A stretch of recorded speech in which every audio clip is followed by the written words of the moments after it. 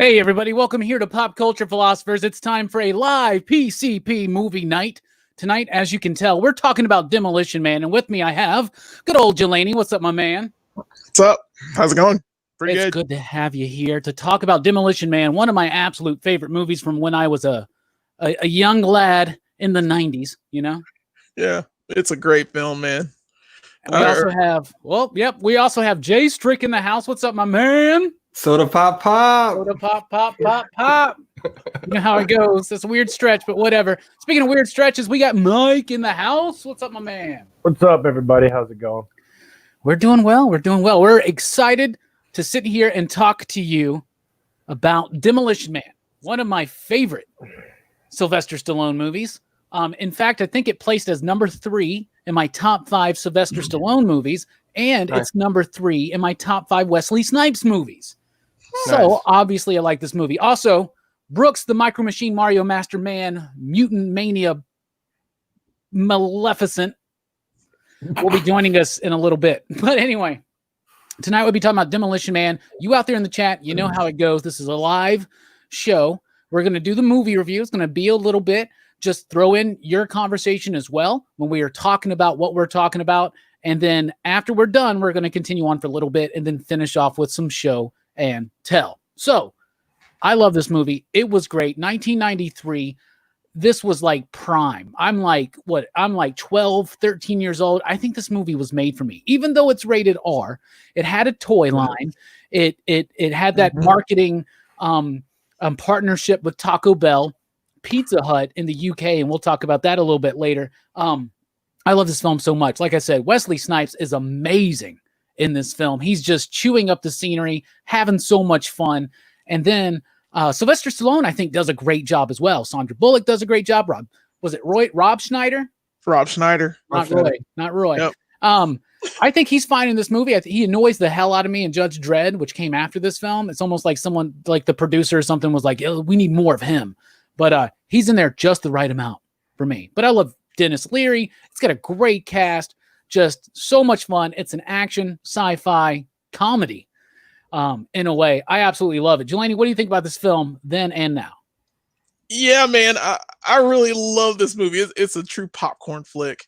And I love Stallone anyway and Snipes together in this film. Their chemistry is amazing. It's like, now, of course, Wesley Snipes steals the show. He just really does. His Simon Phoenix character is by far like one of his best, just nutso action roles that he's ever portrayed. Oh, yeah. He's over the top. He's insane. He's everything like you want a bad guy to be. And this film is great because like it predicts some of the future that we're having. Some of it, not all of it. But it does hit a little on the nose right now of what it could be. Yeah. And it's very funny that, like, I don't know. And I have this question too that we might need to talk about later, but the Cocteau guy, was he like in charge of like just San Angeles, or was it like his society grew outside of the it's the United States way of thinking. You do almost get the impression that it's just San Angeles, which would basically be California, right? Yeah. Right. So I don't know. I mean, I was just trying to figure out, was his society the society? Is this how people, because people come out of state, you're like, oh, it's California. Oh, that Cocteau guy's running everything. Yeah, right. So but it's a little on the nose for certain things. It's funny. It's topical in parts, and I liked it. It was a good film to me. Yeah, I love it. And that is an interesting point. Like, is this just San Angeles, or is it the rest of it? I don't know. The movie did well. It never had a sequel, but Sylvester Stallone was like involved in a lawsuit with Warner Brothers over like the profits on the film and things like that. So it probably kind of soured any possibility of doing more in the future. But even just, it's ripe for like someone to get a hold of like a novel or even a comic book or something and kind of explore and expand that world out just a little bit. Yeah. I don't know. Speaking of expanding your world, Strickland, what'd you think about this movie? And this was your first time watching it. Yeah, it was. I guess that's kind of a lot of these movies, which I'm okay with, because like I probably would have never watched a lot of the movies we have in the past few months unless I was doing this with y'all. So I freaking love this movie, dude. I mean, Jelani hits it on with a nail on the head. It's a great popcorn movie. You got Wesley Snipes, you got Sylvester Stallone, and their chemistry is awesome. And you said the comment to me at the shop earlier this week that Wesley Snipes is like this Joker-esque type character in it, and he really is, man. Like especially the end stuff. Like I was just like, he's a freaking Joker, and it's awesome to see just him be so badass in it. And yeah, I agree with you, dude. I kind of like, unfortunately, with the way it ends, you couldn't bring back certain characters, but I feel like I would love to see like a sequel or follow up to it. But you know, unfortunately, I guess what you said with the Warner Brothers stuff, it put a sour taste in Stallone's mouth, probably. Yeah, and I don't want to see a sequel now. No, You know, no. I'm saying back then, yeah. Don't tempt Stallone to do that shit, because you know he will. It will come out. It will just be called Spartan. Spartan. Absolutely, man. I'm glad you enjoyed it, though, man. This was a movie that me and Jelani loved. Growing up, and just such a fun movie. Every time I revisit it, I have so much fun with it. Every time. Speaking of every time you revisit it, you have more fun. Mike, what do you think about this movie then and now? I remember when it came out, I didn't see it in the theater, but then I did a lot. I mean, I saw it on like HBO a lot when I was in the 90s, and then like Fox had it on a good bit. And it was really fun and it was enjoyable. So on the rewatch, it was fun. I enjoy it. I bought it because me and Strickland were talking about, you know, just renting it, and it's one of those like, I'm not gonna rent it, I'm gonna buy it. Yeah, it's a good one to have, I think. I like it. It's one of my top Wesley Snipes movies. Definitely the whole Joker thing, especially the first scene. Dude, yeah. With everything's on fire and he's laughing. Those striped pants and the hair. It's nuts. Which is hilarious. That's just a good. I enjoyed it. So I mean, there's a bunch of. I loved it when I was a kid, and I love it when I'm an adult. So nice. Yeah, y'all know how I feel about Wesley Snipes, and he's one of my favorite action stars. And this movie, like, if you think about it, he didn't really become a bona fide action hero until Passenger 57, which had happened just before this, right? Mm-hmm. So he was still like making his way, and then. Because he did a lot of action, but he's also done a lot of other things. But man, you can tell, and yeah, that's right. Instead of talking about Stallone first, we're talking about Wesley Snipes. Wesley Snipes blew me away in this movie, and he was having so much fun with this character, and you can tell. Simon Phoenix is one of my favorite villains in 90s movies, period. You know, like I absolutely think he's better than Jim Carrey's Riddler. He's better than a lot of the others we've seen. And he's just so much fun. I love the hair. I love the look. I love everything he says. I started saying Exactamundo like all the damn time when I was a kid. Like the Simon Says shit is like so awesome to me. Like when he's like, Simon says die. And he's like, not only is he having fun and it's fun to watch, but he's cold. And it's like, it's kind of like chilling in parts how hardcore this guy actually is. He is a Joker. This is basically if Joker was frozen and so was Batman, right? Because Spartan's kind of a Batman-esque character at times. At the very beginning of the movie when he jumps out of the helicopter and he's got that harness. And now that's not a bungee cord or nothing. If you notice, he drops like hundreds of feet and he just like stops and like drops down. But whatever. But Wesley Snipes in this movie just chews the scenery. He's the breakout star for me. And without Simon Phoenix, I think the movie would have been okay, but it wouldn't have the staying power, at least in my life, that it does. What do you think, Jelani, about the character of Simon Phoenix and Snipes' performance? Man, I agree with you 100%. I mean, Wesley Snipes already, you're right. He started off like as an action star, kind of cutting his teeth here. And I liked how much fun he had.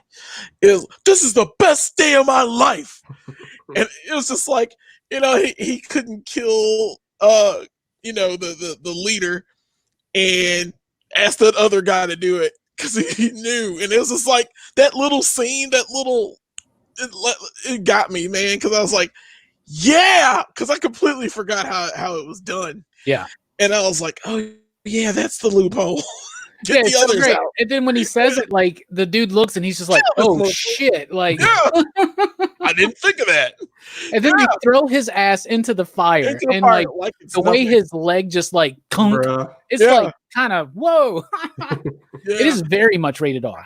And it's rated R, and it's nuts. Yeah, I saw it in the theaters when it first came out. I went with some buddies of mine that some of y'all know, and their stepdad. And oh man, that was like time where we were like watching a movie every fucking week at the theater.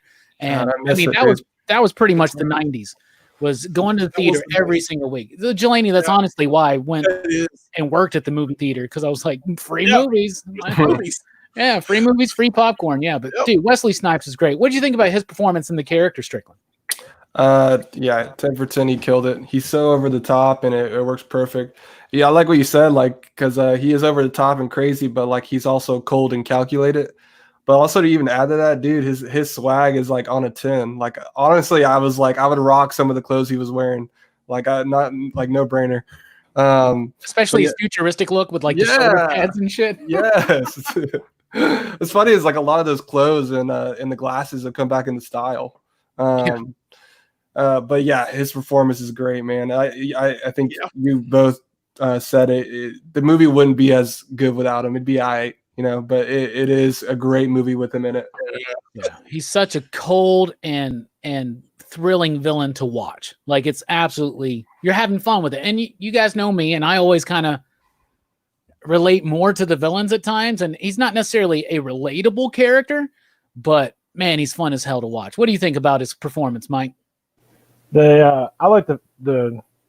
It's just, I'm trying to. The scene is when he's explaining to everybody that he's after he's broken them out. It's like, look, we just got to kill this guy Cocteau, then we got to go take care of this guy, and then everything is ours.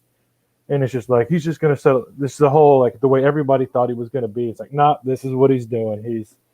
He wants to take over. He wants to run the show just like he did before. And I think everybody said it pretty much a lot of what the same things what I think on it. So, and I can definitely see Strickland wearing some of that 90s gear. Come on, man. The black and white striped hammer pants. Come on, I need them. Let's get some. Maybe you can actually get the ones he wore on screen. The pads and the orange shirt. Dude, even like the sweatsuit he was wearing in the opening scene, I'm like, I would rock that and get a little fade going. I love his overalls and the orange shirt. He kind of looks like an alternate version of Wario or something. Like someone should totally do like some kind of a hack into a Mario ROM or something and make him like the star. I don't know, man. That'd be really fun. There was a video game for this too. Really? I never played it. I think it was like on Sega CD or some shit. I never saw it. Yeah, I never had a Sega CD. Never played it. At that point, Sega, you had to buy too many damn things to jump into Sega. Speaking of too many damn things, Stallone. I think Stallone's fine in this movie. I actually love it. It's comedic. His comedic timing is pretty on point in this film. Mm-hmm. His delivery is pretty on point. And once again, jacked as hell. He's slim. He's like cut even more from Rambo 3. So he's still like big, right? Maybe not as big, but he's cut a lot. And dude, he is shredded in this film, man. Like he's still kind of short. He's a beautiful man as far as the physique in this film. And he definitely makes sure that you see his ass as much as possible and almost his dick. Like there are times I'm like, how did we not see his dick in that film? Because it was like, talking about the opening crawl when they like go around him. Yeah, when they're freezing him. When they're freezing him, yeah, right. I'm like, they're like 3 good shots, and I'm like, wow. I'm glad there's smoke there. I'm glad there's water there. Thank you. But he does a great job in the film, being the action star with his comedic timing and delivery, and it all works. And putting it in the sci-fi background, and of course, this is one that he didn't necessarily write. It was written by Daniel Waters, Robert Renaud, and Peter M. Linkov, and it was directed by Marco Brambilla, I believe. And Joel Silver, of course, was one of the producers. He produced a lot of the extravagant action films in the 90s, many of our favorites. What do you think about Stallone and the character of John Spartan in this movie, Jelani? I like John Spartan, although he should have carried a knife. I think somebody in this movie should have carried a knife, especially, I like John Spartan as the character. I like how he's put into cryostasis because they think he accidentally caused the death of those 30 people in the kidnapping. So I really got where I was on his side at the beginning. I was like, I don't think he did that. You know what I'm saying? And then when you find out he didn't, and he got pretty much set up. It was like, oh, okay, I get it. I liked his chemistry with Sandra Bullock. Of course, Rambo has great chemistry. I call him Rambo. Stallone has great. Basically is. He basically Rambo. Oh, but he jumps in, guns a-blazing anytime he goes, and I like how his chemistry with Sandra Bullock was great. I liked every scene where he was trying to be funny. Anytime he was trying to be funny, he nailed it. And I'm like, wow, he's and he should have used most of that for Rambo 3. If you're gonna have comedy and you're gonna have like seriousness with it, this is kind of what I'm looking for. Yeah, you remember when we were talking on the Rambo-thon, we were talking about how in 3 the director wanted there to be more humor, comedy and humor in it. And dude, like you see this movie and it probably would have worked. Of course, no kid sidekick, so that's probably a bonus as well. Yeah, you have Rob Schneider. I guess that's the closest we get. Benjamin Bratt's in it. He's kind of childish, but yeah. Is that the other cop? That's the other cop. Dude, okay, so that scene when Dennis Leary shows up, and it was in the little intro, but when he's like, you want to know what the future's going to look like? It's going to be a 47-year-old virgin sitting in his beige pajamas singing along to the Oscar Mayer Wiener song. And he's talking about him, and because you're like, and you can notice in that scene, he like puts his head down, and he's kind of like, I'm so embarrassed. I am a virgin. So embarrassed. Stallone's great in this, and he goes like, the comedic stuff's cool too, but the action scenes are great too. And I love the bit, after that crazy jump in the very beginning, he rolls into that building and he just stops in that wall. Like he just senses that there's a dude coming and he like, bam. And it's very well directed, the action scenes in this movie. Yeah. But to be honest, most of the action gets carried by Wesley Snipes, and we'll get into that in a little bit. Strickland, what do you think about Stallone in the film? Yeah, man, I like it. I think it really works. Like I don't think I've ever seen him in a comedic role. Like the only movies I've seen him in is like Rocky, Rambo, and like The Expendables. And so like those are all action, like super serious. So it was cool to see him in this kind of like he's an action. It's definitely an action movie, but like there's comedic tones to it, obviously, and I think he does it well. I thought it was like a little too much on the nose that they could have like named his first name something different, right? Like, I mean, John Rambo, John Spartan. I was like, okay, whatever. We're gonna roll with it. You're Stallone. Yeah, what's really funny that most people don't realize is that his name in the Rocky movies is John Rocky Balboa.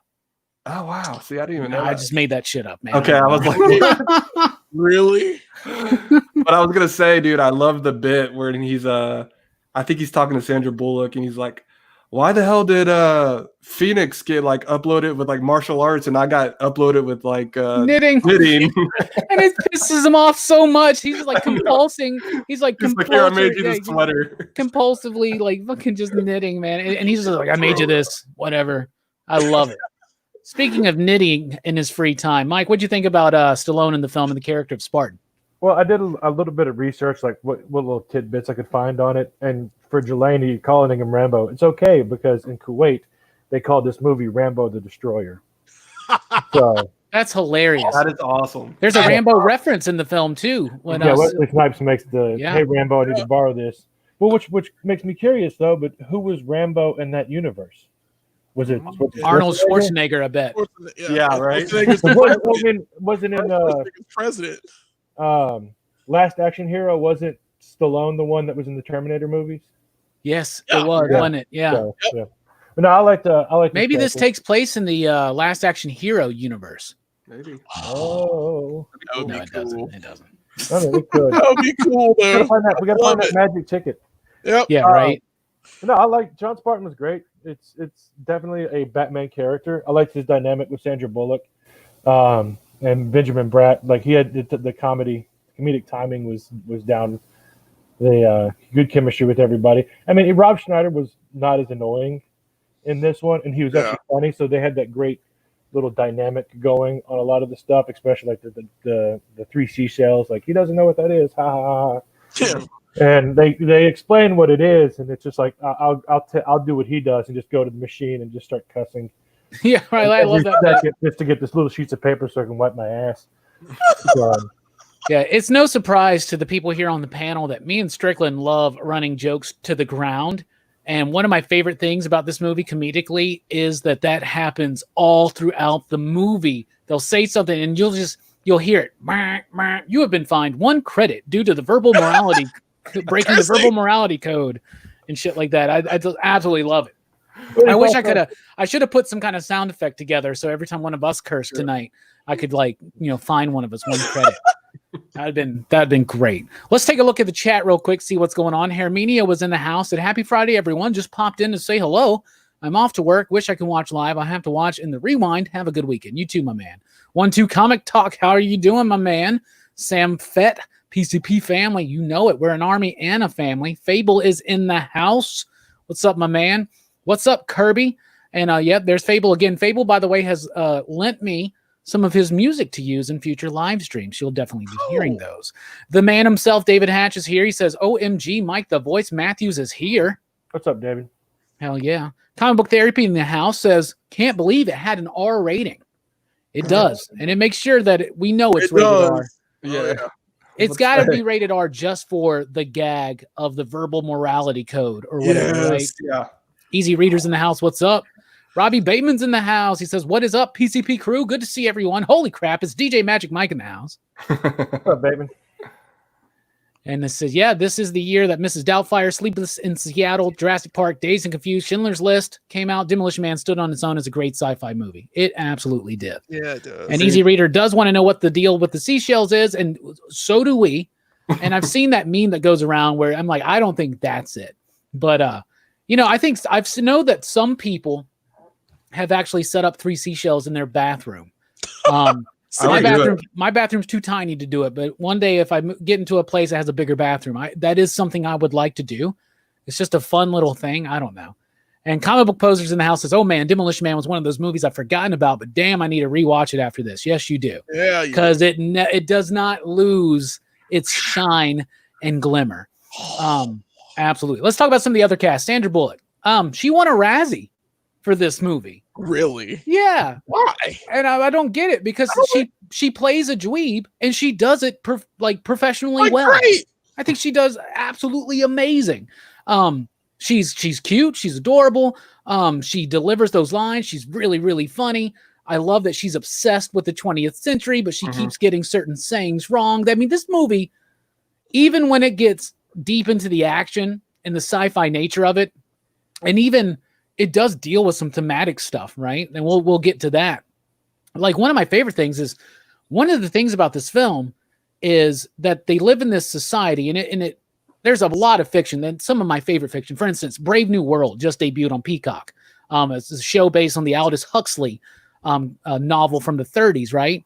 In a society where like everything seems nice and clean and pure, but there's something else going on, and it involves like a loss of certain liberties, right? And that's what Dennis Leary and the underground people are trying to fight against, right?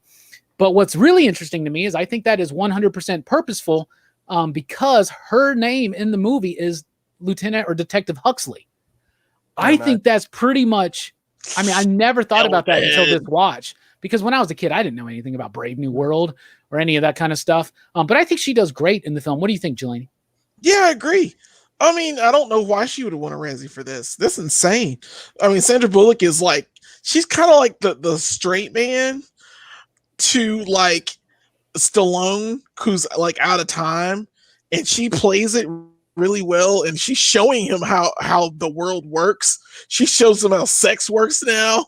And that head thing, I was like, oh my gosh, I forgot all about that.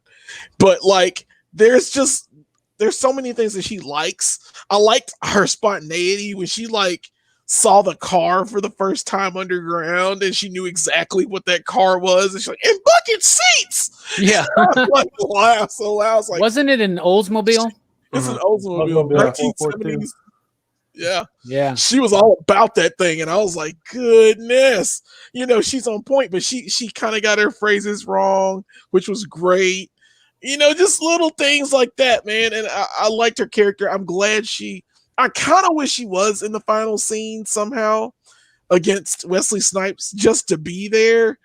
I don't know, get wounded or something crazy happens. That would have just made her the damsel. She needed to be saved. Not to be saved. I just wanted her to like have a part Yeah. in the ending. Somehow helping Simon or helping, distract Simon somehow where Spartan gets her or Spartan, comes in and kills him, which is the best. By the way, the finest kill in all. It's a great death scene. It is beautiful. Fantastic. It's a great death scene that's alluded to in the opening scene of the film. Mm-hmm. Yeah. I'd lose my head if it wasn't attached to me. Yeah.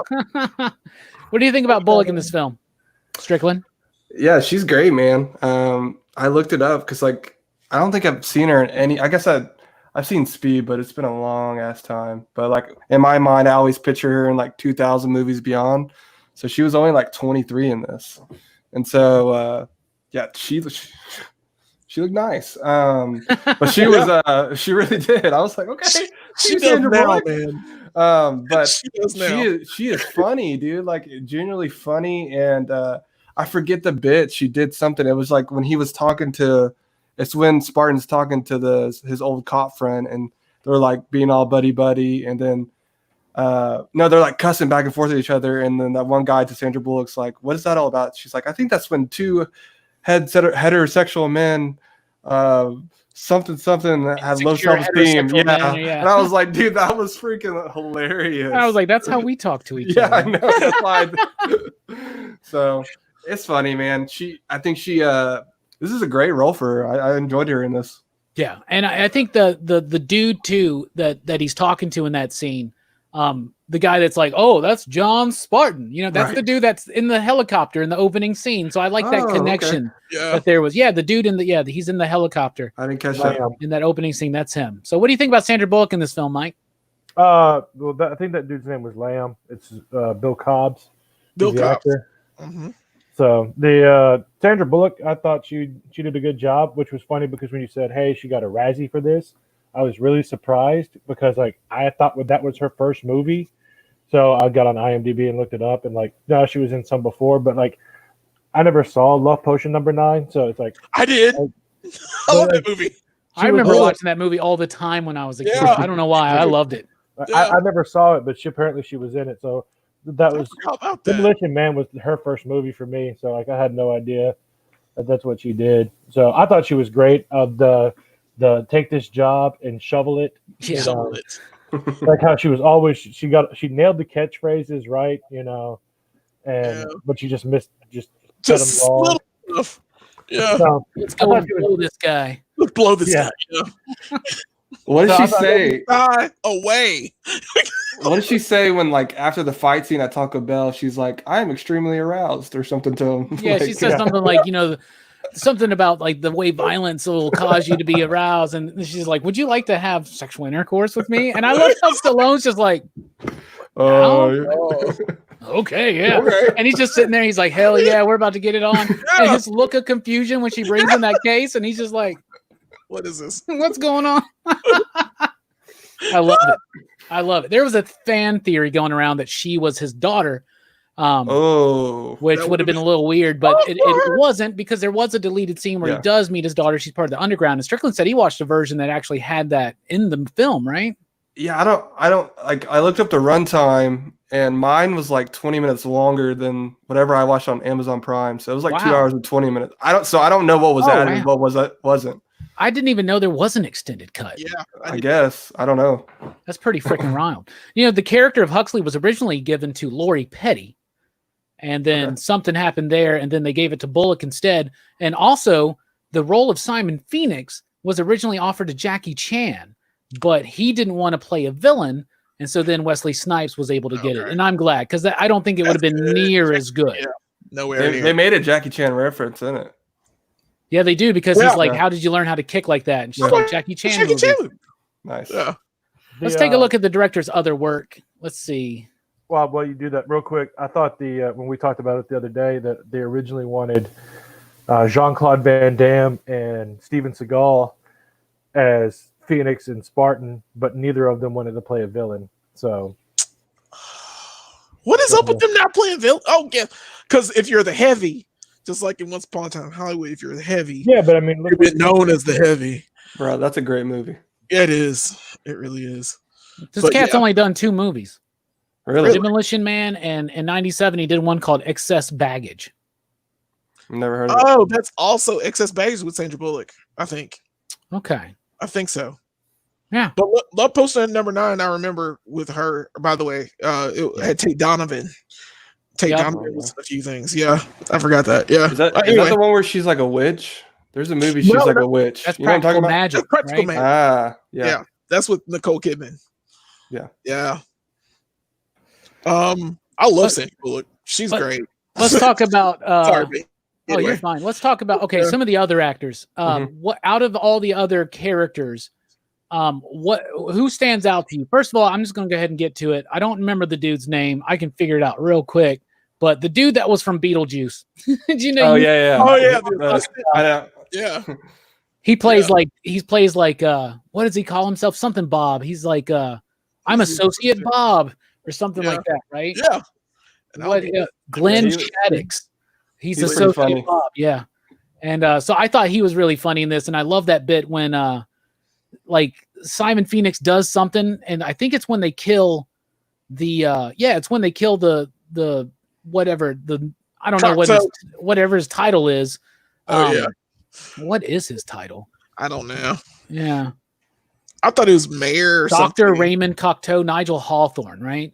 Yeah. But when it's like when they kill him and they just look at him or something and he kind of faints, like that's great. And just greetings and salutations. I'm Associate Bob. And he's such a like sleazy, just no matter what happens, he's going to like anybody. Yeah, you know? So what are some of the what other characters and actors do you want to spotlight, Jelani? Man, Dennis Leary. Come on. That was, he was Edgar Friendly. Or I can't remember his first name, but it was Edgar Friendly. Yeah, he was nuts, man. I loved his whole speech, everything you just said about the Virgin. I mean, everything basically that he's like, I'm no leader. I just do this and people follow me. Yeah, it's just like, yeah, I like him, and I was like, now I see why Cocteau would try to kill him.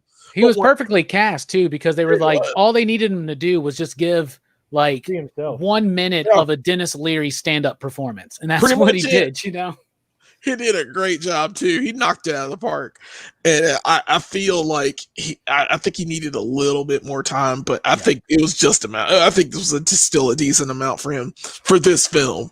Maybe there's more in the extended cut, you know, because when they go to the underground, this movie is very tightly paced. It does not waste much time. It's just under 2 hours for the theatrical cut, but it gets to it, and it gets to it pretty quickly. And he's like, I don't know. I love that future. I don't know why. I mean, it's a little uptight, but the franchise wars. I like the franchise wars, how they play out. I probably would have been an underground person. I don't see myself being. You wouldn't, bro. Nah, you'd be Taco Bell. You'd be out there every day. You're probably right, but it was really cool, man. I liked the juxtaposition of both places, and I liked how Dennis Leary was the leader of that of the underground, the actual resistance, and they have like super graffiti robot machines. You're like, that's the worst thing that happens. Like, right? That's all he does. I love at the beginning when Sandra Bullock sees that dude and he's like, "Oh, it's been a terrible day. We had some graffiti with like really lewd statements, and all it says is life is hell." And then it's immediately cleaned. Yes. Like, it doesn't matter then. It never mattered. But yeah, he was a great standout character. That's a great moment too, where they're saying something to him and he's like, "I steal for food." You know, like we use guns to steal for food or something like that. It's great stuff. What about you, Strickland? What's another character or performance you want to highlight? I don't know his name, and I don't know his name in the movie, but it's the I guess the main detective cop or whatever who's in charge of the precinct. You know, the what I'm talking chief. about? Shawshank, the guy from Shawshank. I think he's hilarious because like I think he plays his role like perfectly well. Like it reminds me of like all the old, you know, this any cop movie where their chief is like over the top and like, what are we gonna do? You're arrested, and like no one listens to him. No one's listening to him at all. And Spartan's just like virtually impossible because you are under arrest.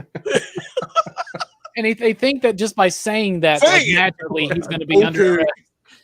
Well, it's like you got to think, like they say in the movie, like no one's there. There wasn't any death for like 20 years or something. Yeah. and so like no crimes were being committed. So that's like a weird thought to even think about. But yeah, I pick him because he was pretty funny, man. I love the bit in the beginning too when Simon breaks out and starts killing people, and they're getting the 187s in, and they're like, "What's that?" And they have to look it up. And of course, as Easy Reader points out, murder, death, kill. Murder, death, kill. That's a great bit. Yeah. One of my favorites is that Rob Schneider pukes. Yeah, he does. He's like, whoa. Murder.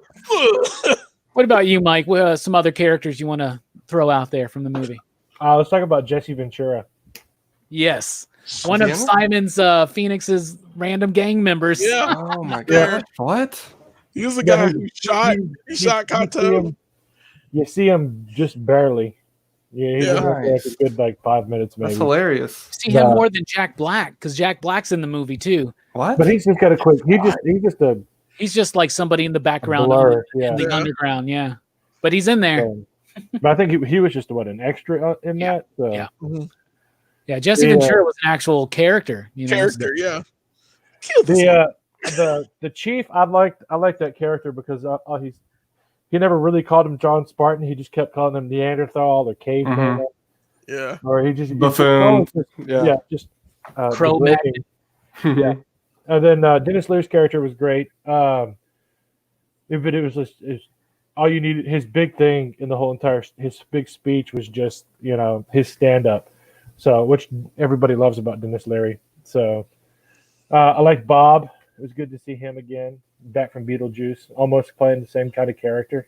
He really was. He kind of think about it. And he kind of dressed the same too, from Beetlejuice. With the haircut and everything. Yeah. Dennis Leary's like, we got to talk about the hair. First of all, pick a color.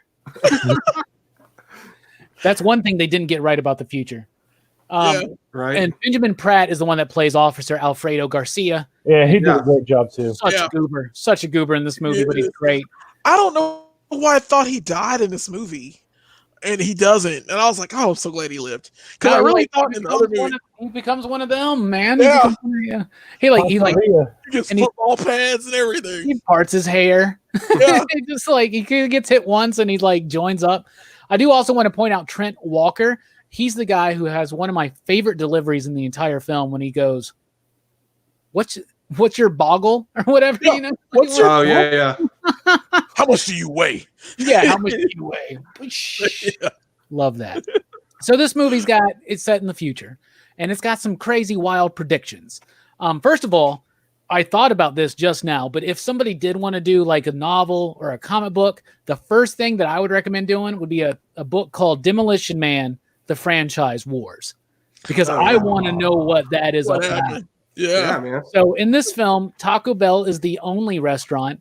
And I love the bit when the guy's like, I'd like to treat you to a dinner tonight at Taco Bell. And like John Sparks is like, okay. He's like, oh, whatever. I like a good bean burrito. Yeah, right. Something like that. He winds up with these like tiny little nachos or whatever. Now in the UK version, I guess Taco Bell's not there or popular there, and it was Pizza Hut. Yeah, and I actually wound up watching a version that had the Pizza Hut. And Jelani watched that same one, right?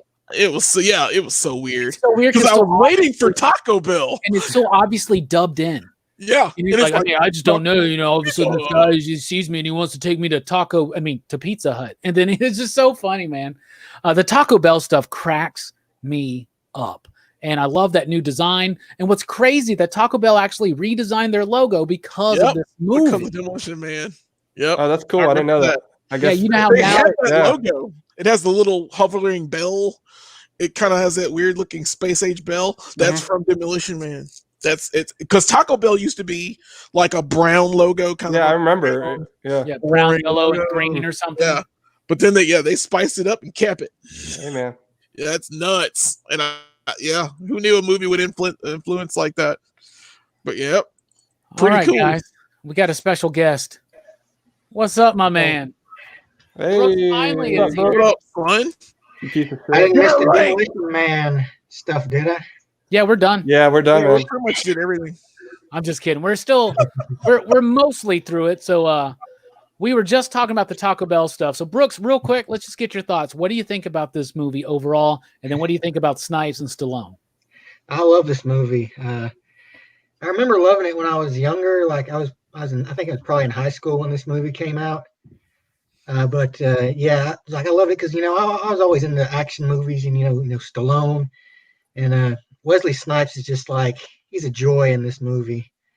Like he's Wesley Snipes going all out on the whole villain thing. Yeah, for sure. Like I love how he's just super violent. He's so nihilistic. He doesn't give a crap about anything. Yeah. He has the goofy the coveralls and all that. Him doing like all his martial arts stuff, beating the shit out of people, like taking dude's eyeball and putting it on a pen. He did. I forgot about that. That was gnarly. That's like he could just put his head in front of the thing, by the way, but he like rips his eyeball out with a fucking pen. Yeah. He's like a super violent dude that's just like unleashed on this population of like super soft people who have like when the cops come to like take him away, and like dudes like having to look at this instruction manual on what to do. Yeah, I know, right? I love it. It's like do it again with a more firm tone, and then add or else. Or else. That was the mistake, because that's the moment where he's just like, "What'd you say?" Or else, motherfucker. Okay. All right. What do you think about Stallone in the film, Brooks? Oh, I think Stallone is good in this too, but he's kind of overshadowed by Snipes, I think. But he does have some pretty good stuff. Like I like after he's first thought out, he's like, well, I could have stabbed as fast as crap. Yeah. He did say that. Oh man. It was good. Nick says, I loved this movie when I was a kid. Hell yeah. Easy Reader is excited that Brooks is in the house and reminds us, yes, the Dahmer bit. Jeffrey Dahmer? I love that guy. Oh my gosh. I was like, can he say that? He can. Yeah, he can. It's the 90s. Yeah, it's whatever. And that's way before he got killed. So Yeah, no, it's kind of sad. It's like he never made it. He never made it to his freezing. Some of the predictions didn't work. The fact that they're an Oldsmobile dealership. The fact that, Jeffrey Dahmer was mentioned as being in there, but it's a different crazy alternate future. Now, one thing that is very interesting to me is the movie starts in 1996. Yeah. Yeah, what was up with that? I was going to ask you that. And it's 93, the movie was made, right? Yeah. I thought it was 96 the whole time, but then I looked it up after and it was like 93. I was like, oh, that's weird. Yeah, the movie came out in 93, so they first of all project a little bit already into the future. And they think that in 3 years, like LA is just going to be the shithole, basically. And I think it's because if the movie came out in 93, that means it was being filmed and worked on in 91 and 92. That was the LA riots. I was going to say there was a lot of riots going on then. Yeah, so I think that they were kind of like being like, what if this just kept getting worse and worse and worse? And then the movie, like is like 2030 something, right? 20, 40, 32, 36, 32. He was supposed to get released in 2045. Yeah. But they opened him in 2032 so he could fight Simon Phoenix. So oh my goodness, I'm looking at this. This is okay. You remember I told you that they named Sandra Bullock's character Huxley because of Aldous Huxley's book, right? That book, Brave New World, came out in 1932. So that's exactly 100 years later. Oh, nice. That's cool. This movie, I think, is quite clever. It's got some hidden layers there. What are some of your favorite predictions of the Demolition Man future, Delaney? I was gonna say the cryogenic freezing, but we know we can't do that.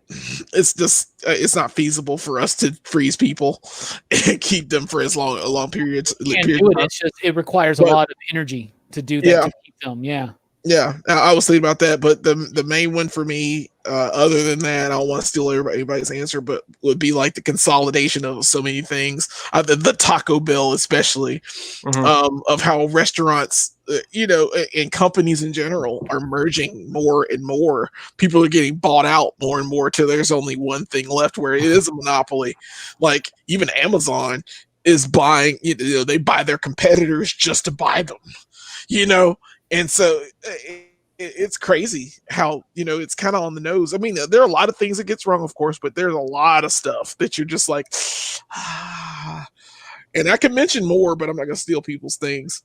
But yeah, I would go definitely with the consolidation of Taco Bell as in consolidation of corporations. Yeah, that's being why a little on the nose. I want to see the franchise wars, man. Mhm. Yeah, It's just right for It'd some. be a great comic. McDonald's was so close. I know, right? And then Taco Bell was just like, nope. And Cerritos, motherfucker. Speaking of Enchiritos, what about you, Strickland? And me and Strickland, by the way, were hanging out today, and we had lunch at Taco Bell because we just recently watched this movie. Yeah, I mean, Like, sidebar too, because we drove all over the we drove 3 different Taco Bells just to get it. Nice. It was great too. It was like Yeah. the best Taco Bell I've had in a while. It really was. Go to the one near the hospital. That one's That's jam. some good one. Yeah, Yeah. it is. It was It is. hot. It was fresh. Yeah. The shells were perfect. Perfect. Cheesy, melty, crunchy, Yeah. spicy, beefy. I mean, yeah, I think the Taco Bell one is the obvious one.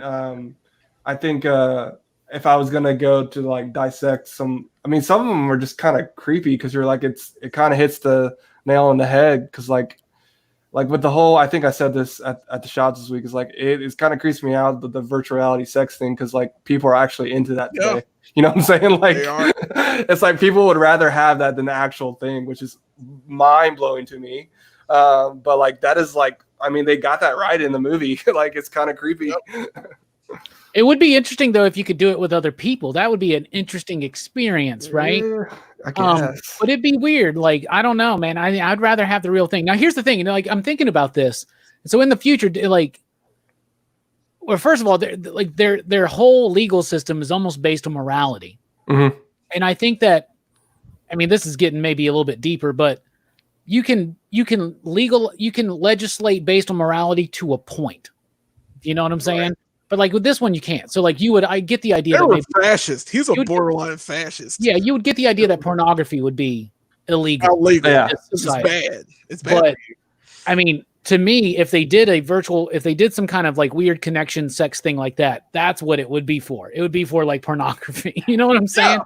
It's basically like a computerized fleshlight, I guess. I don't know. Yeah. Well, they were doing it. They were doing it because of all of the STDs. Yeah. Yes. That were going on. Apparently, Which was they were also a thing that was going on at the time, which is so that's kind of crazy Yes. that they addressed Yeah. that.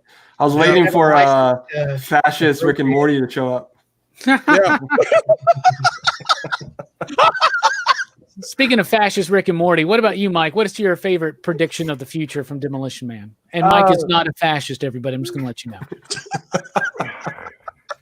As far as I'm aware, but you never really know at first. You do know, The franchise wars. I kind of want to see the Great Quake. Like, was the franchise wars after that or before? Like, what's the deal with that? The politics of it all. We could have like an hour's conversation about the politics between the scabs and the up top, the Morlocks versus whatever. What movie was that? I can't remember. I don't know. which one? The Morlocks. They're underground. They come out at night. Scabs. Versus compared to the scabs, you can compare and contrast. Time Machine, Time machine. Yeah, You're right. yeah. Yeah, the time You're machine. right. You're right. and then I like how like you go to the future and like everything's in a museum. It's like here's an underground of what everything looked like, and it was just kind of crazy. On like that's what everything looked like. The futuristic guns is like I'm in the future. Let me get some laser guns. Yeah, I love it. It's like, I'm in the future. Where are the phasers at? And it's like, we don't have any laser guns or phasers, and it's just like it's going to take 2 minutes for this thing to charge. So He's like, but yeah. where's the Radio Shack? We're Yeah. not supposed to get batteries. So the product the product placement in this movie was great. I really Yeah. liked that and enjoyed that. What was like Marlboro another sponsor? Because Marlboro's the cigarettes. Marlboro cigarettes. Yeah. Marlboro Yeah. cigarettes. What's that? Like, the first thing you see from Wesley Snipes is the Marlboro pack, Mhm. and then Yeah. he's like, "What's a cigarette?" And like when he gets thawed out. So, but it's just the future's kind of weird. So it's just, but I like it. Joanne had said this earlier about how the politics of everything is really reflective of today, and it's kind of like both sides, both Democrat and Republican, can go on either side of it. So it's kind of scary, you know, like Yeah. which world, It has its things. it's like what world would you want to live in? Would you want to be up top or would you want to be below? Because it's like I'm 50-50. Like yeah, up top's kind of nice, but then again, like below, I want to eat a rat burger, man. I need a good rat burger. I love his reaction to that. He's just like, Huh? not bad. And he eats the Hey, shit out of it, meat. dude. Yeah. Meat's meat, man. Yeah. Okay, Brooks. We'll see. Also- Okay. Also, real quick, Yeah. the head things that they wore for the sex scene, is that the same headgear from Stranger Days or Strange Days? Oh, I don't know. I haven't Oh, seen I don't Strange Days know. in forever. Wow. The headgear looked very similar to the ones that they wore, which kind of made me think. There's several, Look at that. like you look at the Blade Runner is in 2019, Los Angeles in 1996, and then a great earthquake. Like it kind of like I can see where Blade Runner can come from this. I can see where Stranger Days can come from all this. So it's not. I thought it was a good one for later sci-fi and older sci-fi movies. It's crazy to have a sci-fi movie to project, I mean, there's tons of sci-fi movies that project out into the future and deal with like a Brave New World 1984 type scenario. It's almost as if people see the legislation of morality to the utmost extreme happening at times.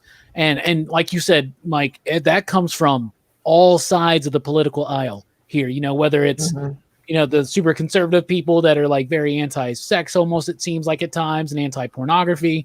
And then you got other people on the left, maybe that nowadays are kind of more like about like what words you can use and what words you can say and this and that, right? And so you get a lot of that thrown out there. But it's so crazy that of all the films that deal with this, that Demolition Man is the one that kind of Right. like hits it the most.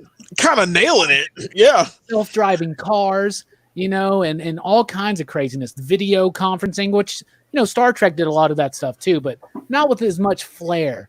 Speaking What, of Yeah. the safety foam in the Speaking- cars. speaking Yeah. of The safety foam in the cars. I'm still Yeah. waiting on that. they GM designed that car that one of the electric car back in '92, and it's one of you look at it and you're like, this is an electric car. Like, why did we not have this in production then? Like Right then. it looked cool. It's futuristic. Like they have everything out for it. And it's like, Gas well, lobby, this man. is a prototype. Fossil fuels. It's like, yeah, like we could have been electric. We could have had electric cars starting in like '93, but no, we don't. Another reason why I really like the all that stuff in this film is, like it could have easily had been completely lost what I was going to say. Brooks, what is your favorite prediction on the future of Demolition Man? I like the Violence Museum. Yeah. The Yeah. functional All the violence. firearms and ammo. Yeah. Enough so that Snipes can have like a belt of shotgun shells that go all the way across his body. Yeah. It's like they have like an entire arsenal in this museum apparently of like functional weapons and ammunition. Yeah. It's That like, was weird. That was so weird. Yeah. and then, like one of my favorite parts is in that scene where a dude walks up to him while he's trying to kick the glass. He's like, "What's your boggle, sir?" My boggle. And Yeah. he just takes. He's like, "How much you weigh?"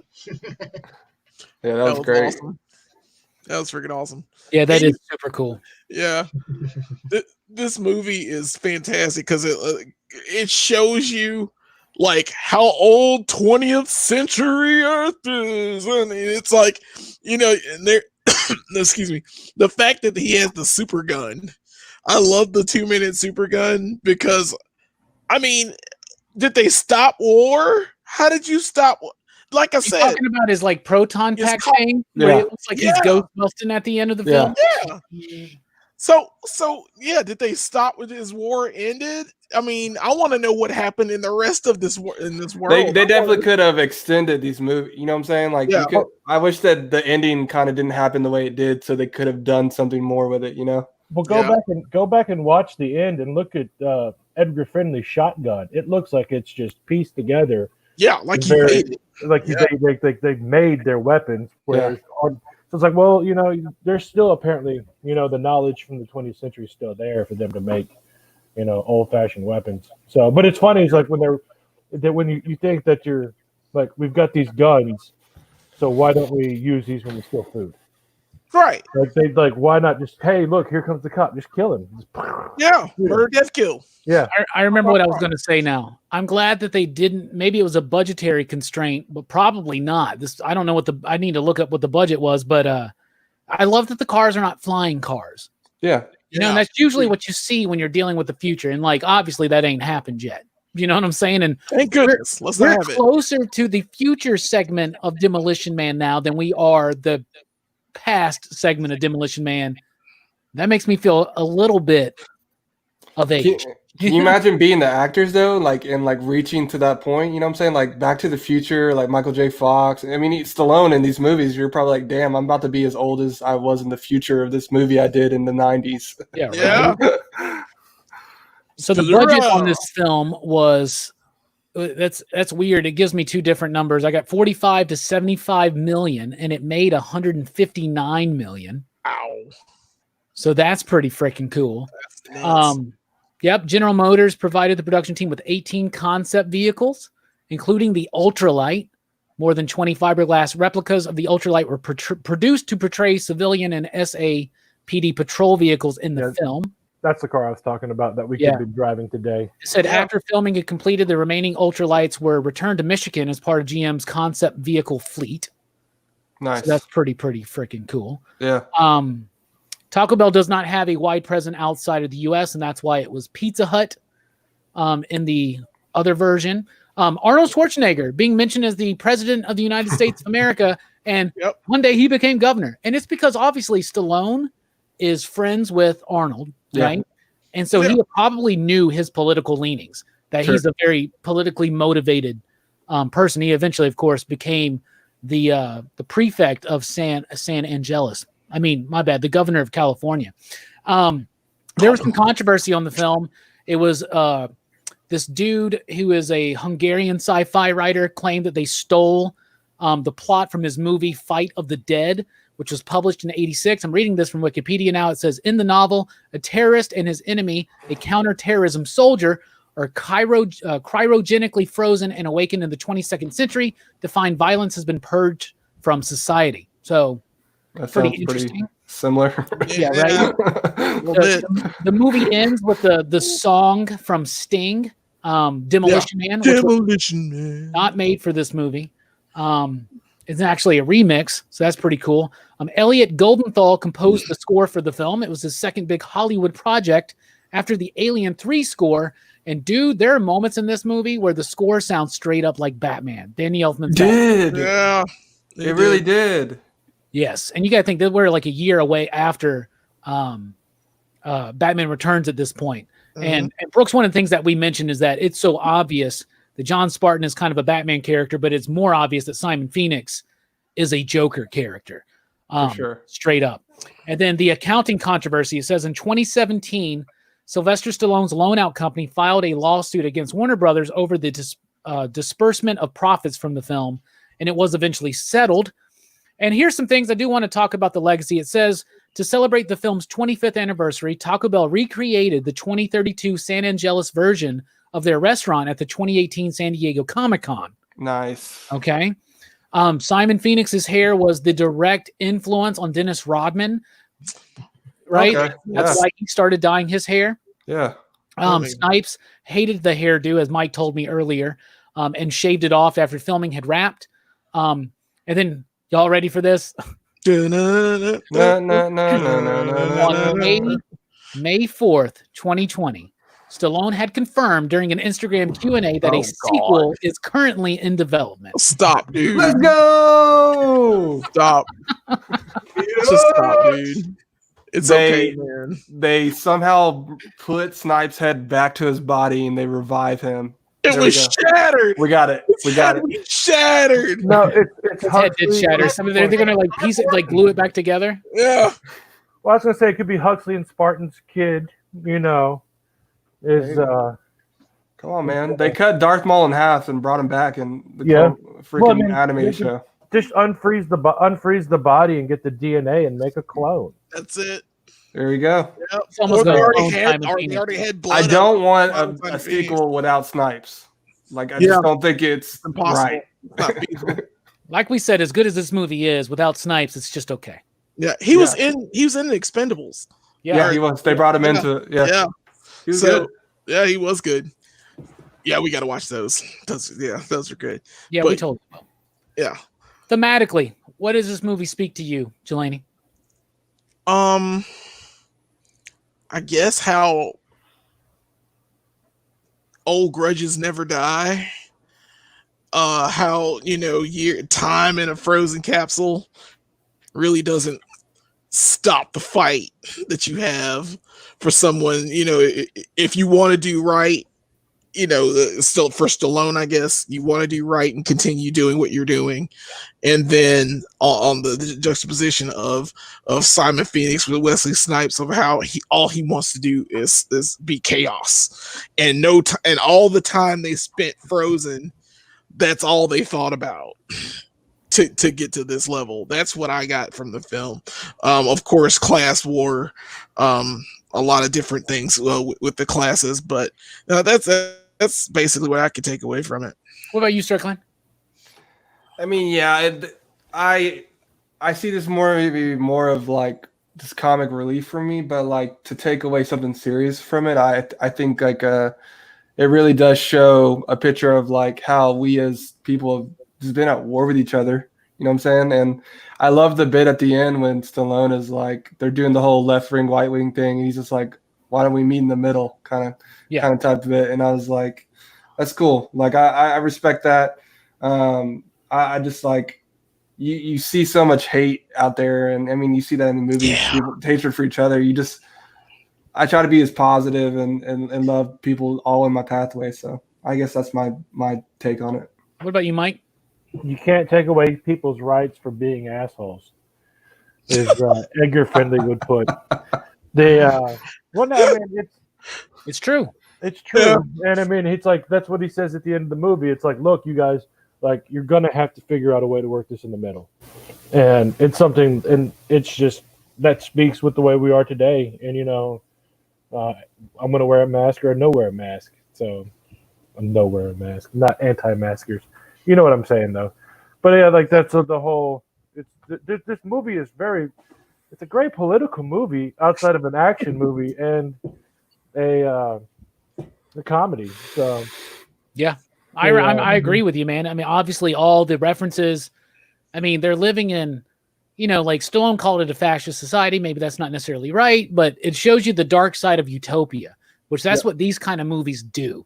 In order to get to that level of society, unless you're Star Trek, there's got to be some kind of like crazy something that like some people that are being left out. That's something that's being explored in books right now and like join the future. No one's Rose. This is a story that is as relevant today as it was in 1932 and in 1993. And I think it won't be. I don't think it would be entertaining, but I would really like to see how Cocteau built his society. Like what was his, like. It would be a lot of talk. It would just a lot of talking, not a lot of action. But like, I want to see like what he had to do. It's basically Star Wars episodes 1, 2, and 3. Yeah, but I mean, is episode 3 the franchise war? Is that? Yeah, there we go. Yeah, that's what that is, man. Start with the beginning. 2 is the earthquake. 3 is all the burger places are the Jedi, and there can only be 2. And like it's like Taco Bell's like aligned with the light, the dark side. Come on, man. You know it, man. Live Moss. Speaking of that, what about you, Brooks? What do you think? And Brooks always nails this shit. What you got, man? What do you think the thematic relevance of this film is? Well, I think a lot of it's like the dangers of a utopia. Like there's a thin line between it's good that there's no violence and all this other stuff, but at the same time, these people are they're like zombies, they're like sheep. And even they're greeting, like when you, instead of saying goodbye, they say, be well. That is a command. Be well is a command. Yeah. And if you really think about it, you actually watch your behavior, it's really creepy how these people act, Yeah. Because they don't even realize it, because that's just how everyone is. Yeah. Like, they don't realize that they're just these weird, kind of soft, like goofy jingle singing motherfuckers. Commercials, man. That cracked my balls. The guy in his basement singing I'm an Oscar Mayer wiener. Oh, what a relief. Next time I see a 47-year-old virgin come into the shop singing Oscar Mayer Wiener, I'll point him out, but it probably happens. Demolition Man was right. It was. It nailed it. In a utopia like this, especially when so much legislation is based on morality, morality is different to other people. Like there's certain things that we can all agree on as a society, like that the fact that a murder, death, kill is bad, that stealing is bad, but it's not always bad because they even make that point when they're like, no, they do, because the leader of San Angeles, what's his name, Cocteau or whatever his name is, something like that. And hey, there was a 4-issue comic book, but it was just an adaptation by DC. But like even then they were like they're making the point that because the Skags, right? That's what they're called, Mike. Scabs. So they're violent, they're dangerous, they use weapons, they use graffiti, and they're just stealing food. And, that's the moment that Stallone realizes, and he's like, "Oh, they're just trying to steal food," which to me just looks like vitamins. Like Taco Bell makes vitamins now. Yeah, what was up with that? I was like, "Where's the Nacho Bel Grande, bro? Come on." Yeah, that's what Stallone had, and when he's like, "Good thing I was hungry," like 3 little nachos or some shit. But it's a different thing because different people there's a spectrum of morality, and when you start legislating based on that, because that gets involved in people's like religious views and spirituality and things like that, and it leaves people out, and I think that's the biggest thing about this movie. So overall, seems like we like this film. So here's what we're gonna do. Hey, we got icy cold milk in the house, everybody. What's up, my man? How you doing? Hope you doing. Oh man, icy cold. How you doing? How you doing? Been a while. How you doing? All right. So let's get to the ratings. And you out there in the chat, join us as well. Out of 5 possible you digs, Jelani, what do you give this film and why? I will give this one. I'm going to give this one a 3.5. Okay. It's good. It's very good. I will watch this again. I would give it a 4, but it's not as good as I would want it to be. It is nail on the head on certain things, certain issues. I love Wesley Snipes. I love Sandra Bullock in this film. I love Stallone in this film. They all work well together. It's great costumes. It's great. It's great cars. I mean, everything about it is just future. It's how I thought the future would look anyway. And we were kind of close and kind of off in some ways, but we still got 12 years. We still got a little bit of time left. So it's still, I like it. And that's, I'll give it 3.5. 3.5 is respectable. What about you, Strickland? I am going. First of all, I'll say this I feel like I'm 27 years old and I've never seen this movie and I freaking loved it. So I'm gonna give it a 4.5 because it has such great rewatchability for me. It's one of those movies that I could probably just throw in the background and just catch like little bits over and over. But also I want to say like it's crazy to me that I've never seen this, but then at the same time, like there's probably a lot of movies like that. And it's probably just gonna get worse for like think about kids today. They probably never going to watch this movie. And I feel like they're robbing themselves of that because this movie is a great movie, man. And like solely just on Wesley Snipes alone, it's worth watching. Yeah. And yeah, I'm going 4.5 you digs because I freaking loved it, man. A very high and extremely respectable rating. What about you, Mike? Out of 5 possible you digs, what do you give Demolition Man and why? It's 4.5. For me, that's like I said. I spent $12 to buy this movie, so it's $11.99 on Amazon Prime. So like and it's just like, man, I will watch this movie whenever now. So now I can just watch it. So I hit my cable and destroy everything. No, it's fun. It's got everything. It's action comedy. It's highly rewatchable. I think when you said, "Hey, we need to watch this," I think I watched it like 4 times. Damn, Mike. Seriously, Mike? Well, I had a bunch of posters to make and concept designs, so I just needed something to listen to. So that makes sense too. So I watched it, but I did it in between, and then I designed posters. and then just listen to it, and then it's like, okay, I need to dedicate my full potential to it, and watch it like 2 times all the way through. Just try to find little things that I whatnot, and then the 4th watch was just strictly for product placement. So Weird stretch. It's always fun. I mean, I've got a marketing background, so it's always nice to see like how they're using their market and just get inspiration and ideas behind everything. So you never know, I might make a show poster that's Demolition Man now. Yeah. That'd be cool. You know, another good thing, another good prediction is that Radio Shack wasn't around. So Yeah. Oh. R.I.P. What about you, Brooks? Out of 5 possible you digs, what do you give Demolition Man and why? I'd give it 4. This movie is a blast. It has it's kind of stupid elements to it too, but it's not like it's still fun. Mm-hmm. Yeah. Like you can still like there wasn't any part of this movie where I was just like rolling my eyes or like, man, that was really dumb or anything. Even though there were some things that were obviously really dumb. Yeah. But it's just such a blast, and Stallone's great, Snipes is superb, and it's like this is just a good action movie, like for any time, Yes, absolutely. I'm going to agree with Mike and Strickland and say 4.5. Nice. It's one of my favorite Stallone films. It's definitely one of my favorite Snipes films. It's one of my favorite films from the 90s. It's got 3 of my favorite movie genres merged into one sci-fi action comedy. I think all the comedy hits. Everybody did a great job delivering it. I love that it also has some meat to it where we could talk about the thematic relevance for an hour or 2.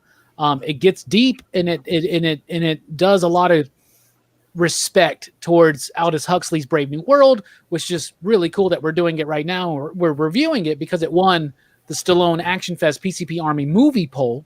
Mm-hmm. So, and By a landslide. Yeah. All of them have been winning by landslides. Maybe we need to pick a tougher choices for the next ones. But dude, I love this film. It's highly rewatchable. I will never not like this film. It's absolutely hilarious, but it's still got great action. Dude, Wesley Snipes' physical performance as well in this movie is so top notch. He kicks like a beast. Oh my God. He carries the physical nature of the film to me. So I'm going 4.5. So 3.5, 4.5, 4.5, 4, and 4.5 for a PCP official average of 4.2. Yeah. Nice. Which I think is pretty freaking solid. Hey, greetings and salutations. Greetings and salutations. Be well. Fable says, for you digs. Tell me what to do. Fable says, for you digs. Billy says, Demolition Man sucks. Oh, And bro. Easy Reader said, for you digs. Now, I will say this, that I almost gave it a 0 because it didn't bring Chris Tucker back. But Don't hate. They did bring Chris Tucker back.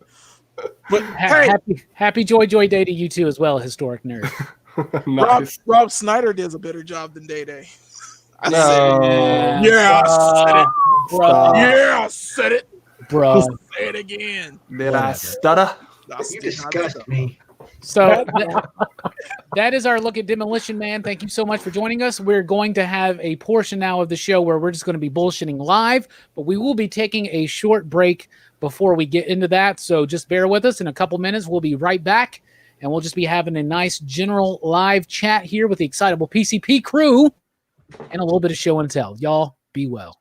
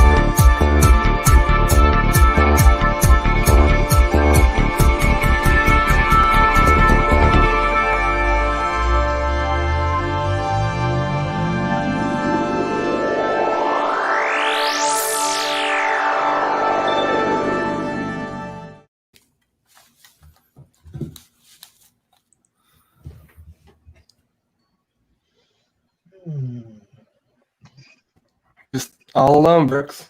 Yeah. Dude, Let's talk shit about everybody. we Robbie set guy, up. He really sucks. You know, I'm down to talk shit too. Let's do it. Brooks is a fucking moron. That's what you get for trespassing in a fucking Burma. How dare you say that to my face? What's your boggle? Say that behind my back. What is your boggle, buddy? My boggle? How much do you weigh? Like, are they talking about the damn game? What was it? You remember those chips? Was it Bogles?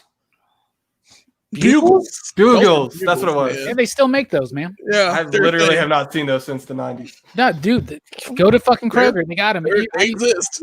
Like Where's everybody Stretch? else, I used to put them on my fingers, and I'd have like Yeah. Yeah, Yeah, big Freddie. fingers. yeah. No, they still make them. They even have like sweet ones that are pretty good. Like they have sweet ones now. I don't know if they had sweet ones back then. Back in the day, I used to always have like the cheese ones or the regular ones. You got me on those fruit by the roll-up kicks.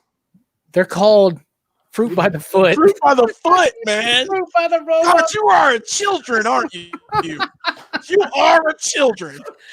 You're like Sandra Bullock from the damn movie. Yes. Oh, I thought you meant lick ass. Sorry. Oh lordy. Fable says, I would say Snipes is 60s Joker in Demolition Man, but Heath Ledger Joker in New Jack. Ooh, yeah. Nice. You know, when I did my top 5 Wesley Snipes movies on Sunday night, so I did number 5 was Passenger 57. Number 4 was U.S. Marshals. 3 was Demolition Man.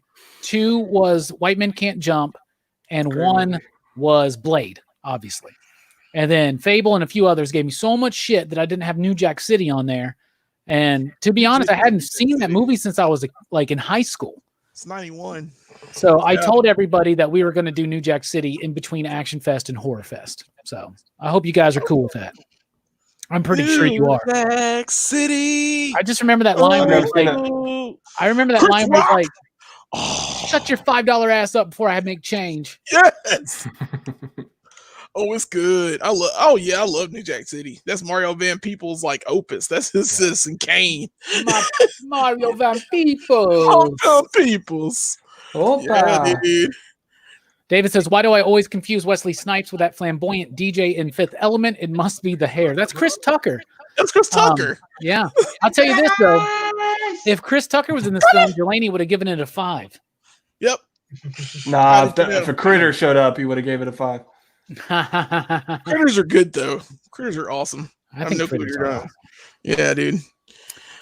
Nick says you should check out Virtuosity, similar kind of movie that came out in the mid-90s with Denzel and Crow. Yes, Yeah. love, Virtuosity's good. I love that dumbass movie. Yeah, Virtuosity is crazy. I love it. Russell Crowe is such a crazy fucking villain in that movie. Yeah. In the I'll year check that out. 2000, I was on a big Russell Crowe kick because of Gladiator. Remember, God. me and Delaney worked at the theater when that came out, dude. I was Yeah. obsessed. Bro. I still am obsessed with that film. I love that film. Hello. And I made it a point to watch every single Russell Crowe movie that was out at that point, and that's when I first watched Virtuosity, and it's great. I really do like it, and that's when I watched Romper Stomper and a whole shit ton of others, but I really like that. Yeah. Is Gladiator just his best film? I mean, I feel like you can't, dude. Like, Well, that's a good question. when It his is- family gets murdered in that movie, bro. When everything happens in that movie, Bro, I would Joaquin say- Phoenix in his general, speech. Oh my gosh, dude. I would say that it's probably my favorite movie that Russell Crowe is in, but I don't think it's his best performance. You better not say Man of Steel. No, it's fighting around the world. I actually think his performance in The Insider is one of his strongest. Insider's And good. it's a very low key performance because he's playing just a normal fucking dude. He's the whistleblower that was Michael whistleblowing. Mann. LA Confidential too. What? Yeah, he was in LA. LA Confidential. He was in LA Confidential. Yeah. He was Butch. Yeah. He's really good. He's the cop He's that's good like guy. got the fucking anger issues and shit. Mhm. Yeah. He's in a lot of good stuff. The Insider is it's a Michael Mann film. It's based on a true story. It's about this whistleblower on the tobacco industry Mhm. and him doing a subsequent 2020 interview like Christopher Plummer plays like Wallace in it, right? And Al Pacino's in it. He plays like the producer who's trying to get him on, and it's long, and a lot of people find it to be Drawn incredibly out. boring. But Yeah. y'all know me, I'm a big Michael Mann fan. Man Heads, that's what we call them. Man Heads, the Man Heads Symphony Orchestra, whatever the hell. What's your favorite Russell Crowe film, Jelani? It'd be Gladiator. I mean, that's easy. That's my favorite movie. Yeah, I mean, it's With my him favorite in it, Russell Crowe I mean, movie. Yeah, I can't think of that many Russell Crowe movies where I'm just like blown away by Russell Crowe. Though he's good, but I just don't see that. He's got a lot of What was the one where he stinkers. was- A Beautiful Mind. That was a Beautiful good one. Mind. That's what it was. Cinderella Man. I was don't the like box- A Beautiful Mind. I like Beautiful Mind. I need to rewatch it. Yeah, it's pretty decent. He was the darling for those couple of years. You know what I'm saying? He 'Cause was. Beautiful He Mind was. won Best Picture in 2001, if I remember correctly. Yeah, And that was like back-to-back Crow films. You know, he has a new movie now. It's like a road rage movie that's supposed to be coming out soon. And it's like, all you have to do is be nice to me. it looks so Call me courtesy. dumb. Yeah, it does look It dumb. looks I like was a like, weaker version of Falling Unhinged. Down. yeah, Talking he about finally- Unhinged. Unhinged. Yeah. Yeah. I don't know. I mean, I'm not gonna watch it. I don't think I'll watch it, but it is what it is. Abel says Master and Commander was good. I never saw It that. was all right. Yeah, it's alright. They were trying to like do a whole franchise spun out. Yeah. Of that, He did a bunch of movies. Like he did remember he did like the Noah movie that really I did not like that movie. I didn't like it that either. one. What about He also- American Gangster? American Gangster's really good. I forgot about American Gangster. You're He's right. worked with Ridley Scott a lot, including that Robin Hood film that wasn't that great. Oh, that was trash, dude. Oh, it's I trash. wouldn't say it was trash. They just tried too hard. He was in Les Mis. and it's trying to be and I never saw that. I've actually never And he seen sang. Les Mis in any form, and it's as a musical fan, that's probably something I should do sometime. I saw Les Mis in the theater finally, and I really loved it. I mean, like in a like on not- stage. movie theater on stage, Yeah. and it was wonderful. I like cried. This is a It's good movie. good. Y'all remember this? It's Leonardo DiCaprio and Jesus. yeah, sorry, I don't know why. Proof my of mind Life? did that. Body of Lies. Oh, Body of Lies. That's okay. That was the Ridley I Scott remember that. film they did during the writer's strike, and you can tell. Yeah. It's sleek and it looks cool, but I found the story to be kind of incomprehensible. But that's just me. 310 to Yuma with Christian Bale. 310 to Yuma. Oh yeah, you're awesome. That's a dope movie. 310 to Oh, Yuma. we need to see that again.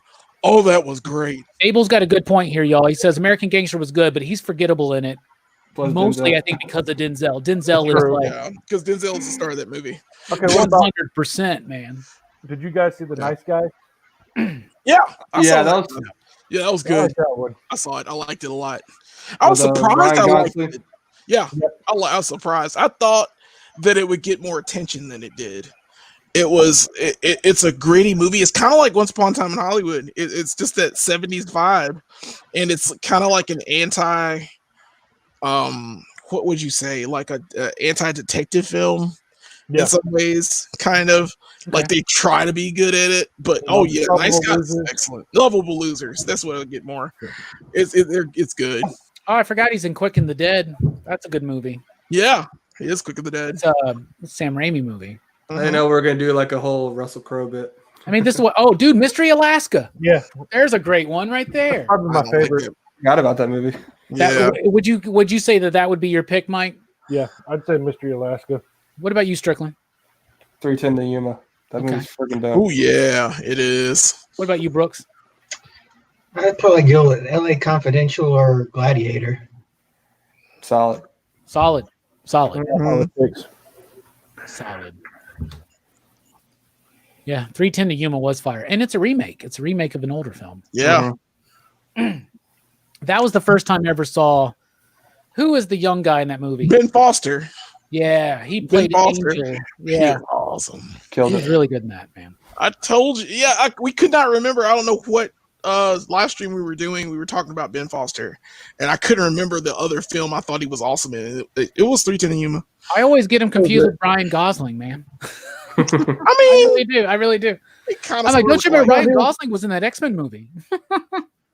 Oh my He was god. in Ben Foster was in The Mechanic. He was in a whole bunch of other stuff too. He's in a lot of stuff. But I like him a lot. But he really hasn't had that breakout role.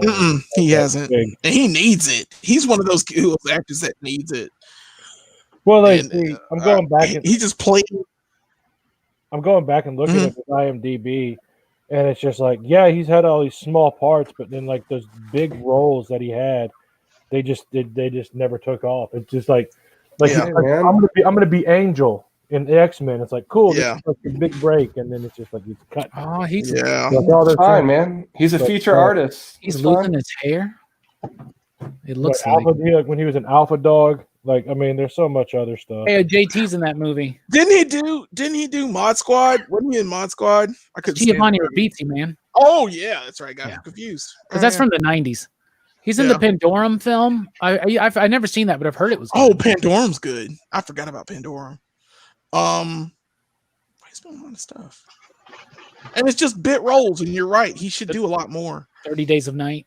Yeah, I Get never saw Over It, the classic with Kirsten Dunst Kirsten and Dunst. Cisco. The Punisher movie. Let me see that love. Liberty Heights. Were you there that night that they forced us to watch Liberty Heights, Jelani? No, Were you there with us back then? And I'm like, so glad I missed that. that was in the that I was would in watch the the rides. that was in the Jay and Starlet days, They man. That fart. made me watch that shit. Oh, sorry, Didn't like dude. it. Yeah, I didn't like it. Didn't like it. Try too hard. Try hard. Try hard. Yeah, Like Demolition Man didn't have to try very hard. Just Yeah. just badass. kicks explosions, man. Freaking love that movie, man. Yep, all we need. It really is. It is. And plus it's action fest. We need like action blow up movies. And I don't know why I feel so passionate about it. Like I'm just like mad at anyone who hasn't seen it now. Which Yeah. one? What are we talking about? Demolition Man. Man. Oh, I got you. Okay. Like, what movie are we talking about? Oh, that reminds me. Next week, we're doing Edge of Tomorrow. Wound up being the winner of the Tom Cruise Action Fest PCP Army movie poll. So another landslide victory. So we're doing Edge of Tomorrow next week, and that will be my first time watching it. So that's pretty Yep. Live, die, repeat. So Think good. you'll like it. You'll like it, man. You'll like it's. And I know you don't like Tom Cruise. I know this. I feel differently about it now after the It's- goddamn Mission Impossible shit, man. Dude. I knew that Isn't would it happen. amazing? Fucking Isn't it? Drew. Fallout.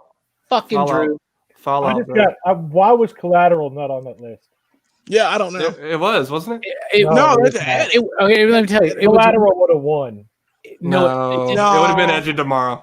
Edge of Tomorrow. No Michael Mann film's going to win an action fest except for Yeah. Heat. Yep.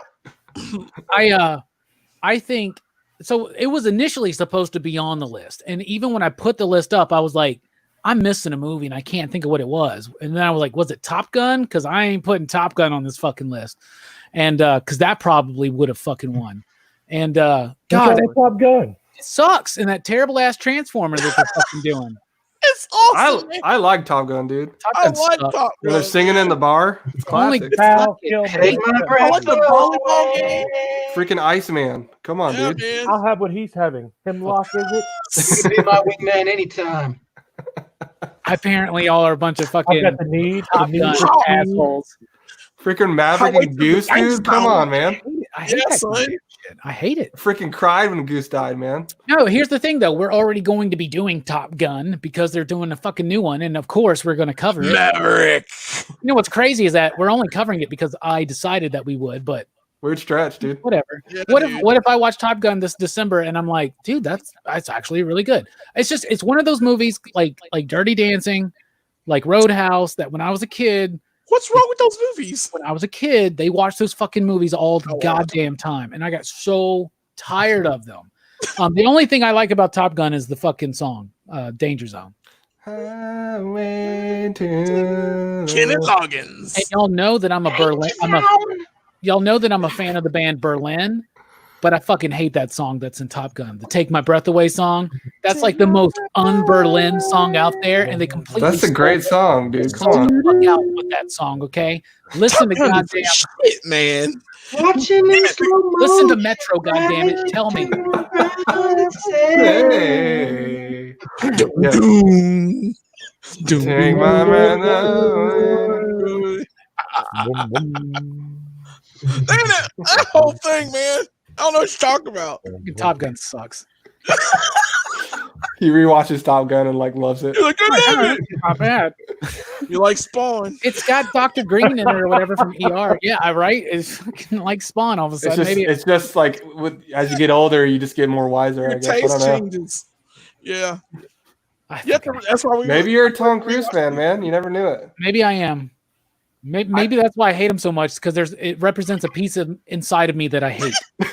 You know, I think that's true with a lot of things that you hate so much. It reminds you something. Maybe because of how charming and witty and clever he is, it reminds me of me, and I hate myself. So, God damn. Really? a little bit of self-loathing involved, I'm sure. If you hate somebody that much, like with this asshole and Ben Affleck, right? Like Ben Affleck. Like there's something that Ben Affleck has, some quality that he has that Delaney feels that he's lacking. He ruined Batman. He ruined. Bruh. Yeah. How can he ruin Batman? He ruined Batman. Well, let's put it like this. I just wanted to get the heat off of me about Top Gun, and so Why I threw don't it we- back. Bruh, we sat through Bat Nipples and the MasterCard. I don't care. Clooney was a better Bruce Wayne. They just wrote him incorrectly. That's fine. Whatever. Val Kilmer was the best replacement. Did you hate Ben Affleck before Batman, or have you just... No. Yes. No. Yes. Does that mean you never read a Batman comic? Guys, no, I didn't. I don't know didn't. exactly when it started, but it was before Batman. No, it was was when they way- announced him as Batman. Dude, he's a great Batman. Dude, I know the exact moment when I hated Ben Affleck. When there were two things that happened. No, I was there. Yeah, I was there beside him. I think it was his fourth rewatch of Bounce, is what it was. Bounce was bad. No, you were hating it. You were hating on. Nature, You were hating on him during the with Sandra Bullock. Reindeer Games. You were hating on him. You hate him in Reindeer Games. I That hate was when it Reindeer fucking started. Games. It was a long time ago. And I then like, hated during it. the whole Geely Jersey I hate Girl era, Geely. like He makes bad movies, and I kept going to watch The town them. in Argo. The town in Argo. Okay, Argo played a Mexican. Argo, he played a Mexican, and they already gave him crap for that. And then in the town, I don't really care about the town. Who cares? Town's dope. Who cares? Man, Finley, you don't know what you're talking about. Ben Affleck is trash, man. Well, all I'm saying is this: they Sounds chose him okay. to be Batman. They chose him to be Batman. I hated him ever since. He hid the fact that his ancestors had slaves. That pissed me off further. There's just little things about Ben Affleck. He tried to hide it, and I'm like, oh, that makes me sick. Hey, So man, I hate we're Affleck, gonna man. have to watch the Snyder Cut. So what Yeah. about what if one of your friends has slaves? Are you gonna be mad at them for the rest of their life? Oh, What? gosh. Do what? Here we go.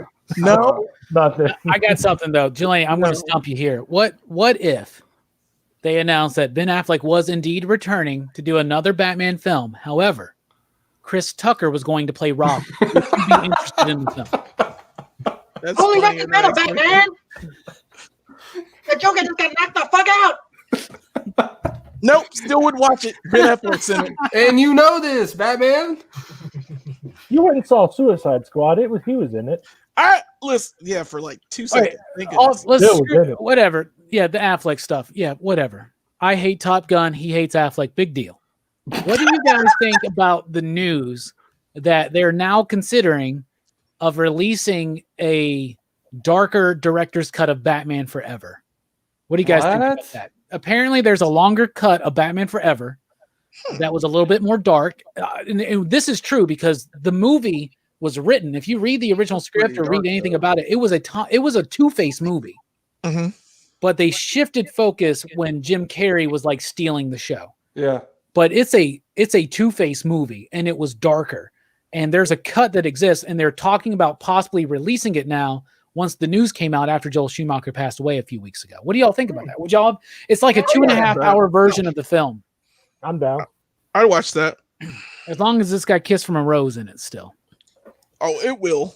Man, It's just the U2 credits. song was pretty good too. If a Touch me, kill me, kill me. Hold me, kiss me, kill me, thrill me, right? Whatever. Something like that. Yeah, Yeah. you too. And there's an Offspring song on that soundtrack too. That's pretty dope. It's What, in the Gotham City on that, or was that that's Batman and Robin? Robin.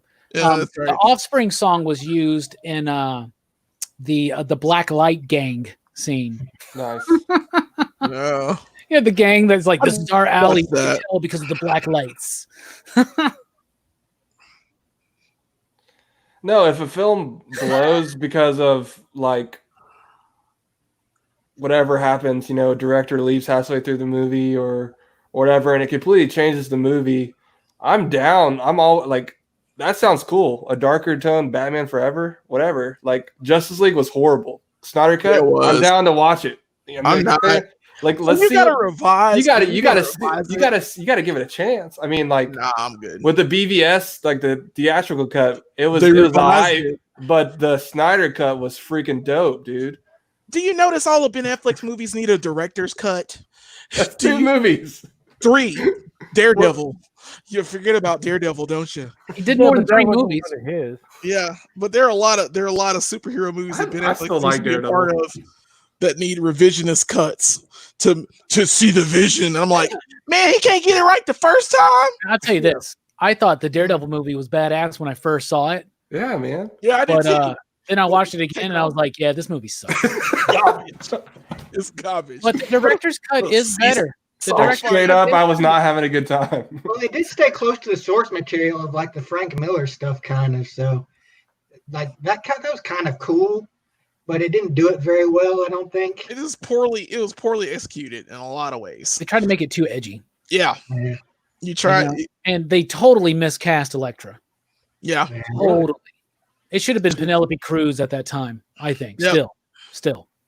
So, Well, or the someone TV great. show was pretty cool. Someone You with like her? Greek would have been I great. didn't like the way they wrote Elektra in the TV show. Yeah. I didn't mind the actor, but I thought that the way that they wrote the character was kind of off. They wrote her as like a psychotic bratty Yeah. kind of like daddy's girl, and that's not. She's I don't not a know. daddy's That's girl. not She's to me what- she's an assassin. She is kind of a but I don't think they've ever gotten Elektra right Mm-mm. on the I mean, I smaller. agree. Yeah, don't think I so. agree. But that's one of my favorite Marvel characters, and one of my favorite Frank Miller characters. It's one of the rare female characters that he's created that's not a prostitute. That's true. He did make a movie where My bad, sex work. Punisher and Elektra came up. All of Sin City. Yeah, you're right. And Catwoman. That's what he did with Catwoman. So, yeah, Yeah, I he don't did know. make a prostitute. Yeah. Which, at the time, I mean, I still love Batman Year One. I think it's fine, but that's what Frank Miller, I guess, thinks a powerful woman is. I don't know. Frank Miller probably got some skeletons in his closet, if you had to guess. A little bit. Yeah. You think? We all do, though, don't we? That's a good question then to go around table. My answer would be Elektra. What's a comic book character that has been done, maybe even multiple times, that you think they've never gotten right? And let's start with Brooks. Robin is probably the most obvious one. Yeah. Robin's kind of gotten the shaft, because the Chris O'Donnell Robin, it wasn't a bad idea, really, to have a kind of older Robin, maybe in his late teens, early 20s. But they just made him into a whiny kind of, oh, Batman gets all the attention. What about when's it going to be Robin time? Yeah. It's like, What was that? Robin can be a cool character because, especially reading the Batman where Dick Grayson becomes Batman for a while. Yeah.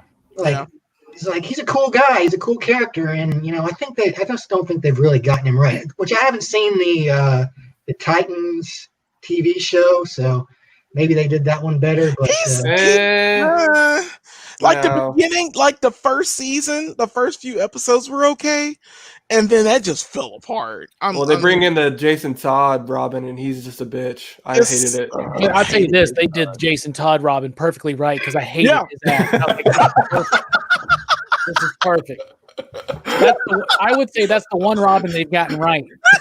They nailed it. Now, I do like the first season of Titans. I haven't seen season 2. I haven't like either. the first season, but I heard it got worse. I don't think they got the character of Grayson completely right because in that one he's too much, fuck Batman. Yeah. Fuck him. Oh, I know. I was like, what?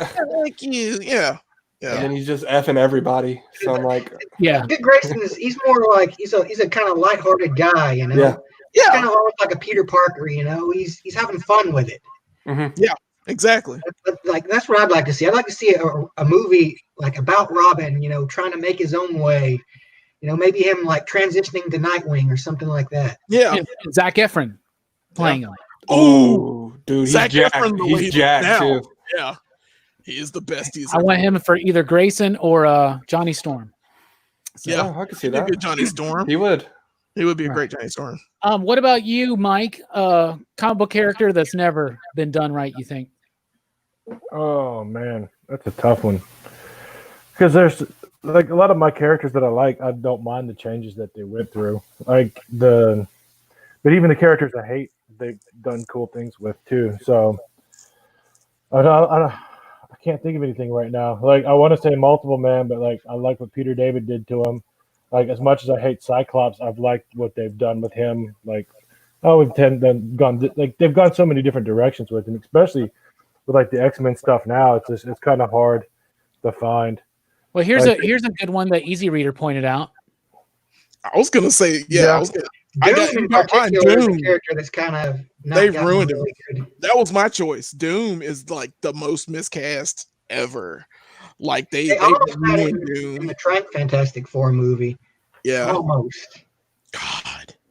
Oh, But it's so like I could even say some of the Avengers in Hawkeye, but then it's like I like the Thunderbolts when he was in charge, and then I like Mac Fraction's, Hawkeye, and then the whole thing with Kate Bishop, and it's just like, oh, what's her name, doing the Avengers West Coast, the new one, where Kate's leading the team, but he pops in every now and then. So it's just like, man, like I don't like what you've done with it, but then it's like, okay, you knocked it out of the park with these. So it's kind of hard for me to really figure it out. But like to counter Brooks's Robin, like I thought they did great with Tim. So he's always been one of my favorite. But where did they do Tim in a movie or a TV show, live action? Well, I mean, I guess they haven't. Yeah, they haven't. So That would be the Robin that they would probably translate. I was just thinking of comic book characters in general. I meant like the way. Yeah, I got you. Things So they Jill- haven't done in the movie, because like most of the characters that I care about are not in movies, and it's just like, okay, Yeah, they Like- haven't done a Booster Gold movie yet, right? no, Yeah. like they did that shitty haven't. Green Lantern movie. So Is that one? That's a good one to pick then, right? They haven't gotten Green Lantern right. right, but then again, it looked in the Justice League, like that Green Lantern they had it for like 30 seconds looked pretty damn cool. Yeah, but I mean, Yeah. So what about you, Jelani? Is it Doom? Yeah, it's Doom because I mean, like he's had three alliterations on film. Yep. Corman. Alliterations. Alliterations. Yeah. What the fuck did you just say? Go to Pop Pops. He's I don't think that word means what you think it means. It does. All I'm saying is You changed. he has there are three different ways they tried to use him, and like it's I didn't like the Nick Tuck guy. What is his name? Julian McMahon. Yeah, I can't stand him. Like, I mean, He was better in part 2. Yeah, he was better in 2, but he needed to be more of an arrogant prick, and he needed to be an arrogant prick with an accent. I know And who my pick to play Doom would be right now, right? Right now, who? Oscar Isaac. Ooh, okay, he could do it. Apocalypse to Doom. He's a great heavy. He's a fantastic heavy. The Patriot, when he was in the Patriot, that was evil. That What, man was the Patriot with Patriot with Mel Gibson. that's Jacob Isaacs. Really? Come on, dude. Oscar Isaac, the guy that played Apocalypse and Poe Dameron. Oh no, not him. No, that was my pick in the early 2000s. No, though. I wouldn't have liked him though. My pick in the early 2000s was Jacob Oscar Isaac. Yeah, Oscar Isaac as Doom would be amazing, I think. Nah, They keep writing in bad scripts. I don't know. I can't. Kylo Ren as Doom. No, I don't know. No. I'm just trolling. I could see him as the wingless wizard. I would have said Oscar Isaacs though. Taste Oscar pot Isaacs Pete. would have done a good job for Doom. I'm not paced my peanut trapster now. I'd have picked. I don't know. I can't even think of it. Hell, they could have made Magneto. Michael Fassbender Doom, and he would have pulled it off well. He could play Doom. He could play he Doom. could. You know what I would cast him though in the MCU? if he What? got cast, I'd cast him as Magneto Yeah. because he's just such a badass Magneto. I'm serious as hell, man. I'd be like, fuck it, don't fuck with it, man. Just sure. He's the best part about those Yeah. movies. Him and James McAvoy. Yeah. Yeah. Absolutely. What about you, Strickland? A comic book character that they just haven't gotten right on the big or small screen, live action. Yeah, I mean,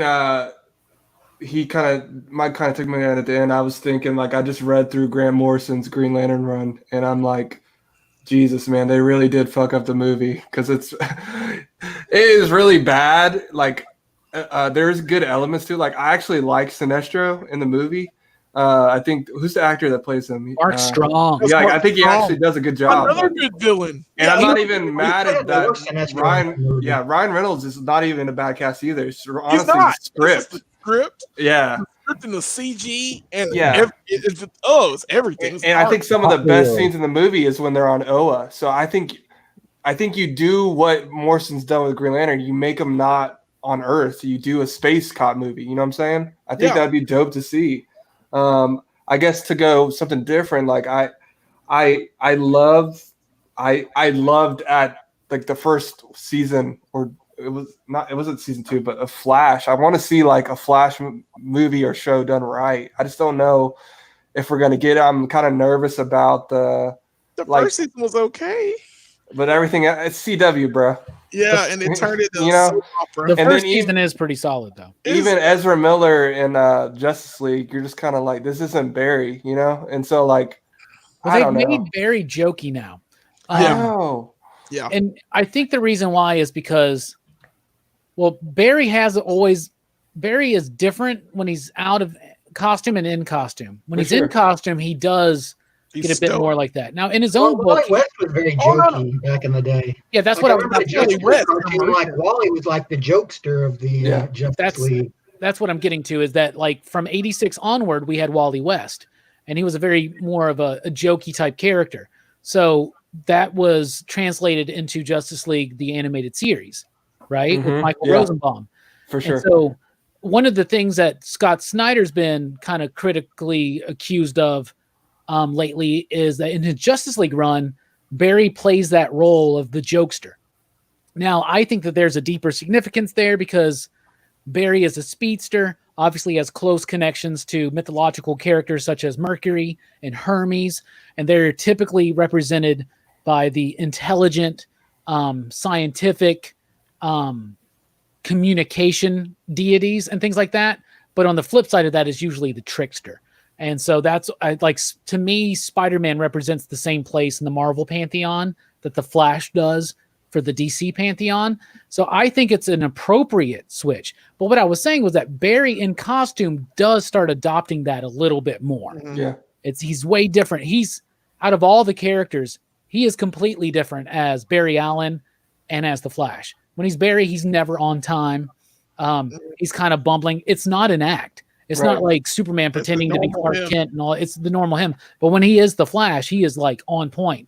And he is a bit more jokey, I think. But I also think there's a more mythological significance behind that I'm pretty sure Scott Snyder understands because he got to have dinner with Grant Morrison. Well, also with the in that movie, Flash and Cyborg are the young ones. They're the kids, you know. They're like, so that's the youth. You're gonna be jokey. You're gonna, all the comic relief is between those two guys, like having a conversation, and it's. I always saw it as that. It's just being. Let's be honest. Too. Yeah. The most out of character Justice League member in the movie is Aquaman. Because Aquaman is 100% a stoic dude. And they turned him into a fucking surfer. And My man. I don't mind it. I don't mind it. Dude, no. I'll eat me up some Jason Momoa, dude. Yeah, me too. On a plate, just. I think, you know what I was thinking, like, as we're all talking, because we're all like lovers of comics, like, I think I know for me speaking is like, DC has so many iconic characters, and like, you look at what Marvel's done it cinematically, and I want that for DC. You know what I'm saying? Like, I want to see some of these characters that are just like besides Batman and Superman, we've gotten some good movies with those. You want to see like a dope Green Lantern and Flash movie. You know what I'm saying? Like, and those are like, you even say those two characters, they like are best friends. So like you you could even like tag them up later. You know what I'm saying? So like, I don't know. Do a Brave and the Bold movie. I know. Yeah. It's like I wasn't like, I guess Aquaman has been one of their bigger movies lately, but like I wasn't really feeling it. Like I like Jason Momoa in it, but like the movie didn't, I guess, get it for me. So I guess Let's go to this place. Let's go to this place. Let's fight CGI monsters. I think the movie could trim down 15, 20 minutes, maybe. Yeah. Sorry, bro. Leave them to die. I do like it, but there are points in it that I mean, to me, like if we had to do an Aquaman review, I'd give it 3 probably. And I don't know what I gave it originally. I may have given it a high one because it was Aquaman, but it's a 3. It's a love it or it's a leave it or take it. It's just one of those things. Mm-hmm. I don't know.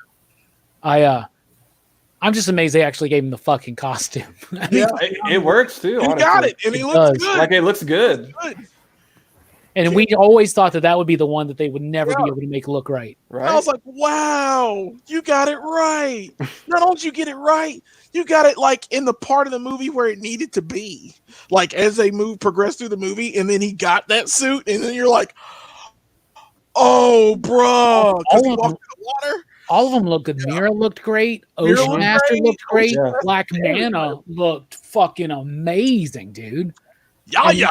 I think they introduced too much too early. It's like you could have picked one or the other. You don't do Ocean Master or don't do the Trench. Like I just thought they were just throwing too much in there. Both of them. Like where do you fucking go from here? Because you literally threw everything Aquaman has in that first all movie. the coolest Aquaman stuff you've already used. James Wan was like, we got to do it because we might not get another one. And Jeff That's Johns true. was involved That's too. true. Jeff Johns was involved too. Yeah. But like they blew their wad on it already, Yep. right? And there's nothing else for them. I mean, they even went above and beyond and revealed shit that hadn't been revealed in the comics yet about the other kingdoms. The kingdoms. Because we knew about Zebul and we knew about Atlantis, but we didn't know about the other ones. And in the newest issue of fucking Aquaman, they're just there. And I'm like, no. We've never fucking known about this shit. Like, what the fuck, man? You can't just introduce it in a movie. So And it's for because- trespassing in Atlantis. Yeah, right. Whatever. I could have just peed on it, bro. Yeah. You know, in hindsight, maybe they should have cast Jason Momoa as Lobo. I mean, that's what he's like. He'd be a great Lobo. He'd be a great doing Lobo. Lobo version of Aquaman. Man. Yeah, right. My man. I need to watch it again. I only watched it the once in theaters. I mean, I did too, but I do need to rewatch it. But I mean, it's a good film. It's just, it's a little long. It's long in parts. The CG is a little too much, and I'm pretty sure there's like a director's cut too. Yeah, I know. Yeah, and they only used what's his name, like as an exposition dump. What's his name? Volko? Willem Dafoe. No, Yeah, Volko. And he was just there to say stuff. He was just, I was like, oh man, you could be so much more than this. I remember we were hype about that too. Like, We were in the photo. Why does that happen? Like with that Power Rangers movie, they casted all these amazing actors, freaking Bryan Cranston, Elizabeth Banks, and then it was just trash. Anytime I see Bryan Cranston in something in a movie, and I'm getting, and I think I'm hyped for it, I know something's gonna go bad. Like Godzilla. Godzilla's the worst. Bryan I was Cranston. salty. I was like hype, and then he died in like the first 10 minutes. I was like, what? I thought he was gonna go through all of these films. I thought they were gonna get to King of Monsters, and he was like in charge of a group. After that, I was like, I was waiting for junk like that. Like, nah, bro, let's kill him. They're like, I don't know. The trailer presented it though, which is It did. Yeah. It really did. Like he was just in it Like, the he whole was- movie. In it, the whole thing. I still haven't seen that first one, but I already knew that. I already knew that. Godzilla. Oh, I haven't seen the newest one. I watched the newest one. And shit. I wasn't feeling it. All the monster shit's badass. I want to see a all the cut of that. people shit. That's one of the ones where you want to see like the undirector's cut, where just cut out all the people Just shit, cut cut all out Bobby Brown, whatever the fuck her name is. Millie Bobby Brown. Take 11 out of the movie. everybody's talking all this stuff about me. Why don't they just let me live? Tell me why. I don't need permission, make my own decisions. All That's my prerogative.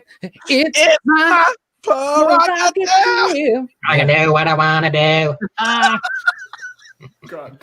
yes. I have been waiting my whole life to do a live show where we just break out randomly into Bobby fucking Brown. But in my vision, Mission accomplished. in my vision of it, it was always On Your Own from Ghostbusters 2 or Every Little Step You Take. But Yeah. of course, Hey. I'll handle my prerogative. Don't be cruel. Hell yeah. Ugh. Well, we saw Yeah, two Come films. and a kiss from a rose. Sorry. That's Seal. That's Seal. Yeah. Seal, son. That's the other black dude. It reminds me of that. That just made me think of that Samuel L. Jackson when he was like being interviewed, and they're like, "Yeah," and he's like, "No, that's Morgan Freeman. He's the other black dude." The other black dude. And then the other, no, he's the other black dude. What commercial? Yeah, what What commercial? commercial? If you've never seen that, y'all, get on YouTube and check it out. Like this dude, like, yeah, it's hilarious. Why don't you just let me in? Tell me why. We're about to do it again. You're killing me, man. That makes me think of the damn. That was Wayne Brady that did that, right? Like the Every Little Step You Take, like a new version of it, like where he like. Was it on like SNL or something? What was that on? I have no idea. Probably SNL. It's Wayne Brady doing fucking a video of Every Little Step You Take. He has like a. Or he had a TV show. He has- It might have been on there. Oh yeah, the whose line is it anyway? Oh, that was a great show. Yeah.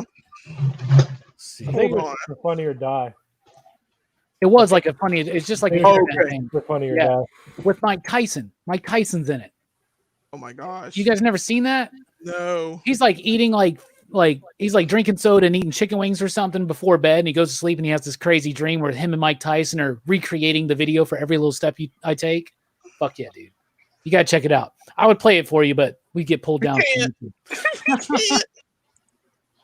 Every little step. Right there. Oh my god.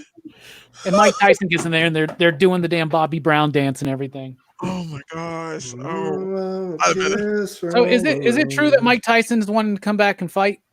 Yeah. He's been training, bro. And this He's been whole training. like I What saw, do a you think, video, man? I saw a video of him training, and this dude is still fucking fast as He shit. is still, yeah. yeah, they talked about it on Joe Rogan's podcast. Yeah. Yeah. And they were all like, And they're I don't talking know, man. I wouldn't want to get hit by that. And they're talking about his son too, because like his son wants to be a boxer, and his son is pretty impressive. But he's like, no, you go to school, like you're not going to be a Don't boxer. get hit the head. He's No. like, don't do this. So it's My kind of thing funny. is like when you're that old, like you got to be juicing or something. You know what I'm saying? I don't know. Well, I mean, he has to go through the boxing commission. in He's order got to- a if natural he legally talent, bro. does. He's got a natural talent, and that came out very early on. He was 22, whooping people's asses. He is hard as shit. 19 years old. I take that back. I have fought Mike Tyson, and I cannot beat him at all. I have never been able to beat him unless I had a game genie. That was Yeah. the only way. He is tough. You got to bite. You're supposed to bite his ear off. Was it the 30 for 30? Did they do a 30 for 30 on Mike Tyson? I don't Maybe think I so. never saw it if they did. Well, they I remember there was some documentary on Mike Tyson, and they were talking about his trainer, and you can see where like He When- fell off after his trainer died. when his trainer died, you can see where he goes in because he's just got this raw talent that nobody can control Right. except for this trainer. Yeah. And like he's like, no, look, I'm a father figure. And Tyson never had a dad. And it's one of those like this was his father figure, and then his father figure died, and then he's trying to find another father figure, and everybody's just taking advantage of him. And because And of that, he winds up putting like too much trust into people like Don King. Don Yeah. King. Oh All in gosh. America. See, He I ruined it. was just a kid with all this, but like that's what I've always heard. Tyson and like Bo Jackson had this like unbelievably raw talent that no one ever had, and like they all got kind of like cut in their prime in a sense, you know. I think Bo's problem was that he did two sports. I said this He last done- night when we had Justin Richards on the show, and we wound up somehow talking about Bo Jackson. Yeah. Oh, weird. Because Sport. it's because he was Raider. he's a Raiders fan. Oh, nice. Oh yeah. Yeah. Los Angeles Raiders. Yeah, well, Las Vegas. Vegas Raiders. Well, I'm saying he played for the Bo Jackson. Yeah. But I think I said this last night, but I think if he would have just had one focus on one sport, he would have had a longer career. Yeah. That's a tough thing. That's why you don't see that happen. is literally him and Neon Dion. Like, those are the only two I can think of. Yeah, I don't think anyone else And really. actually broke out in the other sport. At least that You're was right. that was actually good at both of them. You know what I'm saying? Right. It's one thing to do Jordan both, tried but to be like excel in both sports, that's crazy. Jordan tried it and failed. Yeah, he was not. But he didn't do it. Jordan got burned out. He was Jordan just needed a break. Like all that fame was hitting him real fast, and he's just like he went Seinfeld and stepped out when he was on top, and just came back. Yeah, I think Bo Jackson and raw talent just. I'm not downgrading anything Deion Sanders has done, but Bo Jackson is a fucking amazing dude. Yeah. And I'm not just saying that because I'm an Auburn fan. And War Eagle, by the way. Yeah. But yeah. Dude, I don't know. Like I was reading somewhere, it said like him, Bo Jackson, and Herschel Walker. Like they wouldn't like work out when they were younger. They would just like run and do push-ups. They said they would like race trains and stuff. I'm like, y'all are crazy. That's crazy. That's some Superman shit, right? It there. is. Yeah. Like, you're just like out there like running against the train. I'm like, what? Why are you doing that? Yeah. The crazy thing about Bo Jackson is he's actually in front of the train. Just, Right. Just lead in the conductor. As long as he's not John Von Trot, not freaking on top of the train, not getting murked. What'd you call him? Sean John Frotnot? What'd you call Oh him? my god. Hey, Okay. make sure to give me some of the fruit by the fruit rolly uppies. Rolly uppies. Hey, Bob from Everything Comics is here, everybody. What's up, Bob? Hey, what's up, What's up, man? buddy? Now, we're How's not it going? watching a movie, but we did recently, we all rewatched Demolition Man, and we had a big hour and 15-minute long conversation about it. But now we're just bullshitting because that's what we do. We got show and tell in about 30 minutes. I was gonna say, what is I it? got some good show and tell, y'all.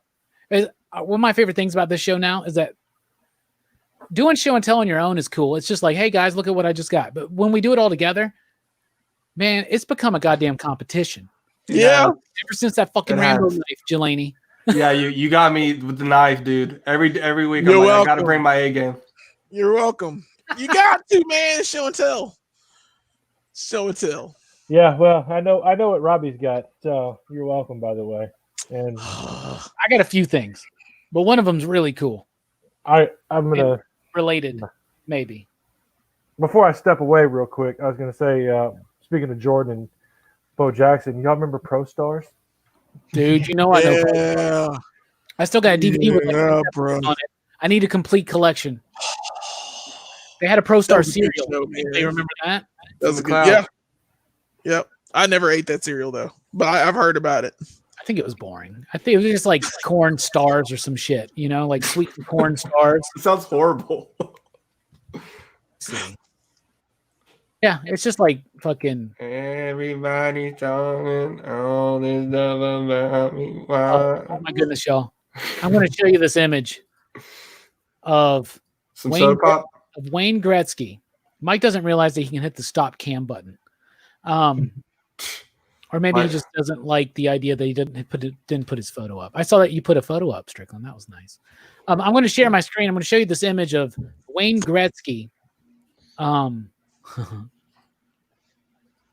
With the cereal. Look at that. Look at that hair. Look at that hair. Wow. They That's a call him the mullet. great one. That is I- a cloth mullet. That's Well done, beautiful. sir. That's the dream. That's the dream hair right there. Yeah, I think so. Feathered, just beautiful. Like screw the Feathered, come 90s on. bowl cut. Like Yeah. that's what I'm going for next. Wayne Yeah, Gretzky mullet / part. But if you want to talk about sports cereal, obviously we can talk about Wheaties. But here's something that most people probably won't remember. What you got?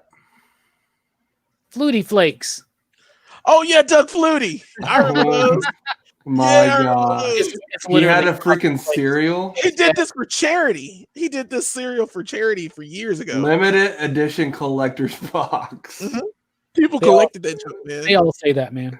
I know, Freaking man. Doug It's like Flutie, all the man. 90s comics. There's the Pro Stars right there, man. Yeah. Michael Wayne and Bo. Look Yep. how jacked Bo is. They knew what was up. Bo Huge. knows. They have to, man. NBC, baby. NBC. I like their costumes and everything, man. Yeah, that's good shit. Yeah, Bro, why don't they do anything like that now? Where can I That's get crazy. this fucking jacket? licensing, Where stupid. can I Yeah, jacket? that is Where pretty can I dope. get that jacket? You said you got all of them? You need to get that jacket and your With all Evil Dead that, bro? jacket back. I got a DVD that's got like 6 episodes on it, but they need to make a complete okay. collection. Yeah, Is what- that'd be nice. Yeah, I remember all of that junk, man. That's all my childrenhood. yeah, right. Yeah, dude. Someone in the comments said he looks like Ellen. You see that? He does. That's hilarious. Oh gosh. Everybody saw. Dude, that song stuck in my head. Stuff about me, Why wow. don't you let me in? Yeah, Tell me why. I don't. Oh, Jesus. Let's just. Y'all are killing me, man.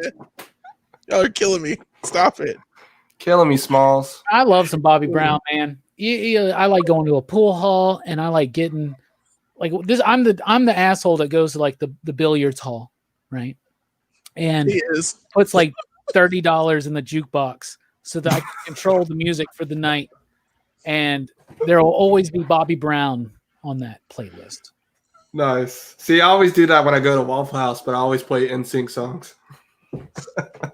Well, yeah. You play some NSYNC. You can play some Backstreet Boys. That's Yeah. all the stuff. I play New Kids on the Block more, but because I think it's really funny. Like I'll play like T.I., and then I'll play like something modern, and then I'll play some Dre, and then New Kids on the Block, and then like go back to like Wu-Tang or Outkast, and then Bop by Hanson. Like it just cracks me up. Nice. And I'll always be there, be like, I'll be like, I was like, look at these people, and I'm like, I'm that, and especially if I've been drinking and I'm drunk, I'll be like, I'm that motherfucker. I'm the motherfucker playing Bananarama. We've seen you drunk. Yes. Well, I've seen you drunk too, man. You're welcome. Brooks, you've been quiet for a while. What do you want to talk about?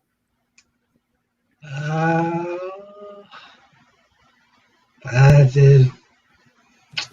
Man, you know, just You just chilling. man, you know. I don't understand this bit. How about that Dark Knight's Metal, man? Dude. No spoilers, but OMG, Brooks, right? Holy crap. Yeah, Why can't we do spoilers? Because I haven't read it. And You some don't people in read the comics chat, some anymore? people in the chat may not have read it too. And I'm just going to tell you this. Well, we all, need to give it a week. all I'll say is this: Bro. DC Universe is fucked. How do you So death metal is not an outside thing. This is still the continuity It's of the thing that is happening. Oh my gosh. I heard it was pretty bad. I heard Yeah, it's bad. Bad in a good way. it's okay. Michael Jackson bad. I am not emotionally ready for what happens next. That's pretty good. Batman is my favorite Batman. The first page. So- Oh my god, the first page is so fucking funny. Dude. So good. Okay. David thinks Brooks does meth. Anything you said in the dark too much. God damn.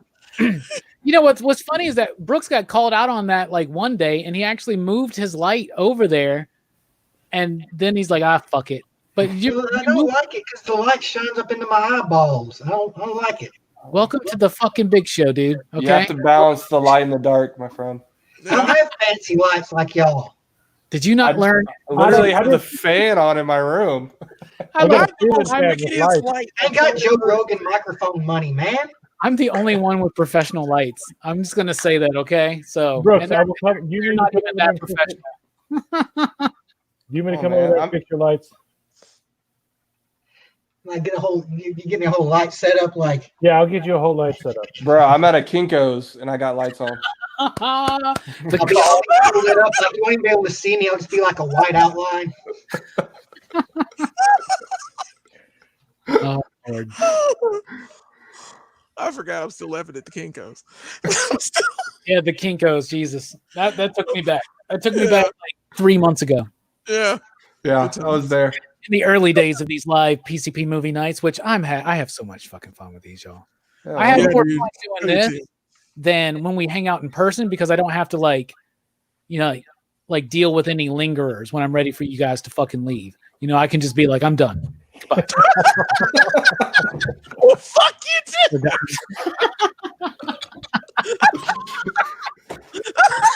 Well, it depends on how drunk we get. Because if Man. we get drunk, then like we'll hang out for Yeah. What For a Mike bit. means is if I get drunk, I'll sit there and talk your head off about fucking lights and goddamn MacGyver for 3 hours. So, Oh my god, that's who crazy. cares? Wes Craven's dead. turn him into a hologram. For those that don't know, so like they're doing the Scream 5, and we were talking about it at work, and I was like, I just don't know how I feel with Wes Craven not doing it, and Mike's like, why is he not doing it? And I'm like, "Yeah." We're all like, dude, he's dead. And Mike, like, you see this moment of realization, he just goes, so. Well, it's Like, dude, what do you want, a hologram to like come back and direct yeah, it? Like, I don't. the whole Important ghost of Wes Craven comes back. Tupac and Michael Jackson hologram. Have a hologram of Wes Craven come back. That's what I was trying to say, but I couldn't think of it. So I was like, No, you were just stumped and you didn't know what to say. It's okay. It's really I don't difficult. need to mess with I Sydney make no more. mistakes. Look, I'm admitting it on YouTube. I make mistakes. I'm not perfect. I will watch another Scream, but Nev Campbell has to be in it. Well, she's almost on board. I don't fucking care if Doofy's in it again. Who cares? Like, He's why is he dead. still? Why? No, Oh, no, he's, he's No, not. he's not. He's lived. he's the first one to Get die. David Arquette. Right. Yeah, David Arquette was like, I'm down. He's like, yeah, I'm like, I got nothing else. He's like, literally, Yeah, I'm what my to do. schedule's free. Let's do But it. would Courtney Cox want to do it with him because they got divorced? Yeah, Yeah. I haven't heard anything about her coming back yet. Yeah, What about Parker Posey? She lived right through 3? they lived through 3. Mhm. Yeah, they could Yeah. bring her back. She lived. But they killed a lot of the others. Yeah. No. It's like Oh, I almost here's wish. the thing. It is Liev Schreiber this time, and he faked his death in part. God, God, Leary. 3? Stop. Was that Yeah. 2 or 3? It was 3, right? It's 3. He Yeah, died at the 3 very he gets got. Yeah. Yeah, he's dead. Poor Cotton. I just know that one of these movies is going to start with Sydney dying first. I just know. Yeah. Maybe She has to. Oh, She has no. to. They'll This is kill Guyver. Yeah. Yeah, But but that here's would the be a thing. great twist, honestly. If the Strickland, opening scene was that. yeah. Yeah. Well, Strickland, you haven't seen as many movies as we have, I guess, Uh-huh. especially when it comes to horror. And this year in Horror Fest, you'll learn this. The last survivor, if they reappear in a future film, they rarely will make it. Yeah, they're gonna be dead. Like Hostel Part fucking 2. One of my favorite things about Hostel Part 2 is Oh it like my totally kills that dude in the very. Yeah, what the? It's It's like over. Mortal Yeah. Kombat Annihilation and Johnny Cage. Hostel's brutal. Hostel 2 is a mess Hostel too. sucks. Seriously, I didn't Hey, enjoy we it. got- I'm we got a movie that Brooks doesn't like. I didn't know Hostel 2 that. is just garbage. I watched Hostel 2. I liked Hostel 2. I like it too. Hostel 2 Yeah, man. sucks. Golly. Finally found a movie you hate. Well, Why you is hate- why is that, Brooks? why is it Brooks? It's just boring. I don't care about anybody in it. Listen. I You like give it a this- 0? You're not supposed to care about anybody. You just want to see them all get got. And Yeah, really horrendous The movie way. needs to be more than that for me, though. You know, I just remember watching Hostel feeling like, man, this movie sucks ass. Sorry, it's not Scorsese. meanwhile, right next to him, I'm just like, in this movie fucking badass. I think they all have those movies that people hate. Yeah. It's like, I like Cabin yeah, Fever. that character's Or a lot getting of- blood drained. That's real cool. Not. God. Jesus. Love it. Where apparently we triggered Brooks with Hostel too. Yeah. I gotta You take know- a piss. Weird All right. stretch. You don't like the dog cult or anything? You get the dog tattoo, and now you get to kill anybody. That whole thing is so stupid. It's like, how's anyone supposed to be scared of that? Oh, like, if I want to go do stupid party garbage in Europe, I better watch out for murder groups. Yeah, pretty much. I don't go to hostels now like I did before. But yeah, I don't think I've ever done like a B&B or hostel I'm type not thing. crashing some weirdo's place. Oh, you can just stay here for like an hour or two, and then sometimes we might kill you. No, I'm good. Pass. The hostel's $50. You know, the hotel room's $500. I'm paying the $500. Yeah, I'll pay $500. Yeah, I can't afford it, but like I ain't dying. Too pretty to die. Because I go to other places to enjoy the scenery, not become the scenery. No, I'm good. But I was saying before, Cabin Fever. I like Cabin Fever. Do you like Cabin Fever? Cabin Fever. Cabin Talking Fever. about the 2001, the original Cabin. Yeah, because I know they remade it. Yeah, that was good. It's got Sean from Boy Meets World. Yeah, and it's perfect because it's so absurd. And the funniest part of that movie is there's a little kid that's just pancakes kid. Pancakes, and he jumps up and bites that dude. And I'm like, yes, this is the film I want. So yeah, ever since then, man, I love Cabin Fever. That's just cements. It's one of my favorite horror movies, and how gross it is. It's just gross, and like people's skin falling off, and it's perfect. You know, there's that one Eli Roth film I always wanted to watch that I never saw, but it was the one where he kind of made like an all ages family horror movie. The house like with a clock in the wall. Yeah, was that any good? Anybody see that? I never saw it. I heard it was good. That was Jack Black, wasn't it? Yeah, he was in there. Yeah, he's in there. Yeah. The last Eli Roth movie I watched, it was the Keanu Reeves. He did a one. remake of Death Wish too, not too long ago. He made it. Bruce Willis. I'm That sure was it Eli was good. Yeah. That's a shame. That is weird. I didn't know that. Yeah. My favorite Eli Roth thing, period, though, is his performance as the Bear Jew in The Bad and Uden. the Inglourious Bastards. Yeah. Oh my gosh, that is him. The Bad and Uden. I do like his Thanksgiving thing. I think he still wants to make that into a film. Let's see. Yeah, he did do a Death Wish movie. He did do that Death Wish movie. Wow. I didn't The know one that. with Bruce Willis. I heard it was not good at all, man. Like Bruce Willis like sleepwalks like he does now through movies. I'm just like, oh man. Well, it's like, why even do it? I mean, the Charles Bronson one is already good. Money?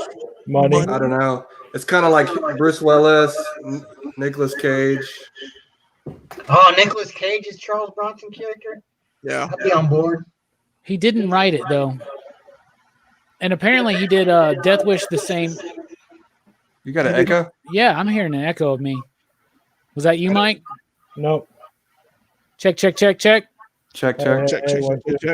Okay, it went down. So there was a remake of Cabin Fever in 2016 I didn't know about. Yeah, it was god awful.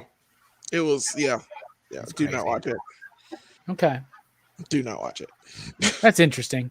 So Cabin Fever, Hostel 2, he did the Thanksgiving trailer in Grindhouse. Yeah. Nation's Pride, which is a film within a film. What film within a is that that's Inglourious Bastards. Aftershock, I've never seen that one, but he didn't direct it, he just wrote it. Man with the Iron Fist, same thing. The Green Inferno, I've never seen. Me either. Knock Knock, I've never seen. Green Inferno, it's okay. That's the one I saw. That's the one I was talking about. Knock Knock with Keanu Reeves. Okay. Because his wife goes out of town and two girls knock on the door and they're like beautiful and he lets them in and basically they end up like murdering him, all this stuff. But it was weird because one of the girls is Eli Roth's wife and there's like a sex scene and he made them actually have sex in the scene to like capture the rawness of it. Wow. And I was like, dude, you are an intense director. I'm not cool with that. That's a bit Argento, I'll tell you. That would be kind of Argento. Yeah. That's a little, Kiana was like, that was that. so awkward, but I just did it because it is what it is. That is so weird. Let me put my daughter in this movie and make her naked everywhere. No, it was his wife. No, well, Argento used to do both. Argento. Oh, okay. Oh, that's weird. That's and then he would horribly murder them. Yeah. Argento's a fucked up dude, man. But trust me, Suspiria is amazing. You know, we've never actually done a Suspiria movie review, have we? No, we haven't. Bruh, that's like my favorite horror movie outside of like Lugosi's Dracula. I mean, we could do the new one and the remake. I haven't seen a remake. That'd be cool. I mean, Tom York did the soundtrack, so Okay. I mean, I'll watch it. It's on Amazon, isn't it? It's still on Amazon Prime. I can check. I think it is. I might watch that tonight. Now that you give me an idea. So why do you don't? Here's a question for y'all. Why do you think they can't recapture like the essence of like the slasher movies? Is it just because it's been done to bit, or It's the time. It's the time we live in. yeah? The political correctness of it all. We don't have practical effects anymore. That's all CG now. They don't have people that know subtlety. There's no subtlety. There's Everything's jump scares now. Yeah, that's all. And like it's like demonic possession seems to be like the hot thing right now too. Yeah, so we're not gonna get those films anymore. Those are some of my favorite horror movies though. That's what I'm saying. They are. Suspiria is still on Prime. Yeah. Okay. They still do films like that. It's a lot of it's kind of gone more underground. The last one that I think that kind of, I mean, they still do it. My Bloody Valentine was not too long ago. Happy Death Day, like those those movies still happen. That's true. They happen. The Hatchet franchise was kind of they still make those movies. They just don't hit as much anymore because one of my favorite things about horror films is that they really reflect the times as far as like social commentary and thematic material. So like that's why you got the movies like Saw and Hostel right after 2001, 2001 or 2011. No, 9/11. Jesus. 2001. And 9/11 and 2001. The movies that came right after that was like a renaissance in horror. But the slasher film is something that has stayed throughout the genre consistently since Psycho, which I would consider one of the first big ones. The first slasher movie. Yeah, for sure. Now I can't get that song. Argento did not do Demons, but he was a producer on Demons, but he did not direct it. But he was a producer on both Demons 1 and 2, I believe. And Demons 1 is the shit. I fucking love that movie. Yeah. I figured you had. We got to do some horror fest, man. We got to get lists done. Apparently, we're doing 2 months September. of movies. I can't wait. Strickland was like blown away when I told him Horror Fest was 2 months. Is that always a thing? I'm cool with it. I'm just saying, I didn't know. There have been times where it started in August because we just couldn't wait. We just couldn't wait to watch these movies, man. I'm down. 72 movies or something like that we used to watch. Yeah, we used to watch that many. A lot of movies. We would like watch 2 or 3 a night. Yeah, like like 3 Halloween movies in a night, three nightmares. 3. We did Argento. We did all 3. The 3 mothers, right? We did Suspiria, Inferno, and Mother of Tears all in one night. Mother of Tears. You gotta tell Mother of Tears. You gotta tell about Debbie. You tell him. Tell him. Okay. No. Okay. All right. So we were watching Mother of Tears, and it's the third in the series of Argento films. It's about the three mothers, the witches. Yeah. The 3 witches. Suspiria is the I forgot the first witch, but the then Mother of Sorrows. Inferno, Mother of Sorrows. Then there's Inferno, Mother of Darkness. Mother of Darkness, Mother of Tears. So the third one is Mother of Tears. It stars Ossie Argento, and it's just this. It's out there because it came out 2010, 2011, somewhere like 7, 6, 2007 like or 6. Okay, somewhere like that. Mid-80s. Anyway, so they skipped years because Inferno was like in the 80s, but then they jumped to now. We're watching this film, and this is the first time I think I've seen it. I don't know if you'd seen it before. It was the first time we had all seen it. Yeah. I think that we had all seen this movie, okay? And Robbie's sister, Debbie, comes in. And she comes in and sits down with us. And we were like midway through this movie. And there's a scene in this movie. And I warned her. And we were like, it's going to get nasty in this movie, okay? And she's like, I don't care. We're going to watch this film. I'm so excited. And she sat down and she's like, there's a scene in this film where there's like a woman. And there's like a spear. And a spear goes through this woman's vajayjay. Oh. Through her mouth. Oh. in the screen on the screen. This is the first time we've all watched it. We're all freaking out. That hurts me. Debbie gets up and walks out. My sister, everybody knows my horror movie background, and so she was like, "No, Mom and Dad used to rent horror movies all the time. We love these things." I'm like, "Tell me," I'm like, "Trust me, this is a modern Argento film." Yeah. So you're not going to be ready for this. Yeah, and it ends with her crawling through shit, like literal shit. Oh, yeah, like, with scars and scratches all over her body. And that's his daughter. And she's like, "Oh yeah, he put Asya through hell in that movie." However, some of his movies are the most brilliant fucking horror films of all time. Yeah, seriously, they are. And Dario Argento is just Suspiria, Inferno, The Bird with Crystal Plumage, Tenebrae, yeah, Opera. Remember Opera with the eyes, Jelena? Yes, the eyes. You know, I have eyes, right? See, I've never heard of any of this. It just sounds like you're making up words. No, he's an Italian horror director. I know, but you're just like, Mushma, Rabada. Remember someone referred to him as Film School Fulci. Dario Argento. Yeah. But Argento is a master. Where I heard that He's from. a master of horror. But yeah. Cool. He is a true master of horror. He is true master of horror. And he did 2 episodes of Master of Horror. One of them with Meatloaf, and it's about pelts. It's about possessed raccoon pelts, man. I'm serious. It's so good. Stop. It's so good. It's so good. I want to watch it solely alone for Meatloaf. No, I'm not gonna spoil it, but the ending is the best thing you will ever see in a horror film. Oh my god, the end of Pelts, you're just gonna be like, really? That happened? Yeah, it's kind of it throws me off because you don't see any of this coming.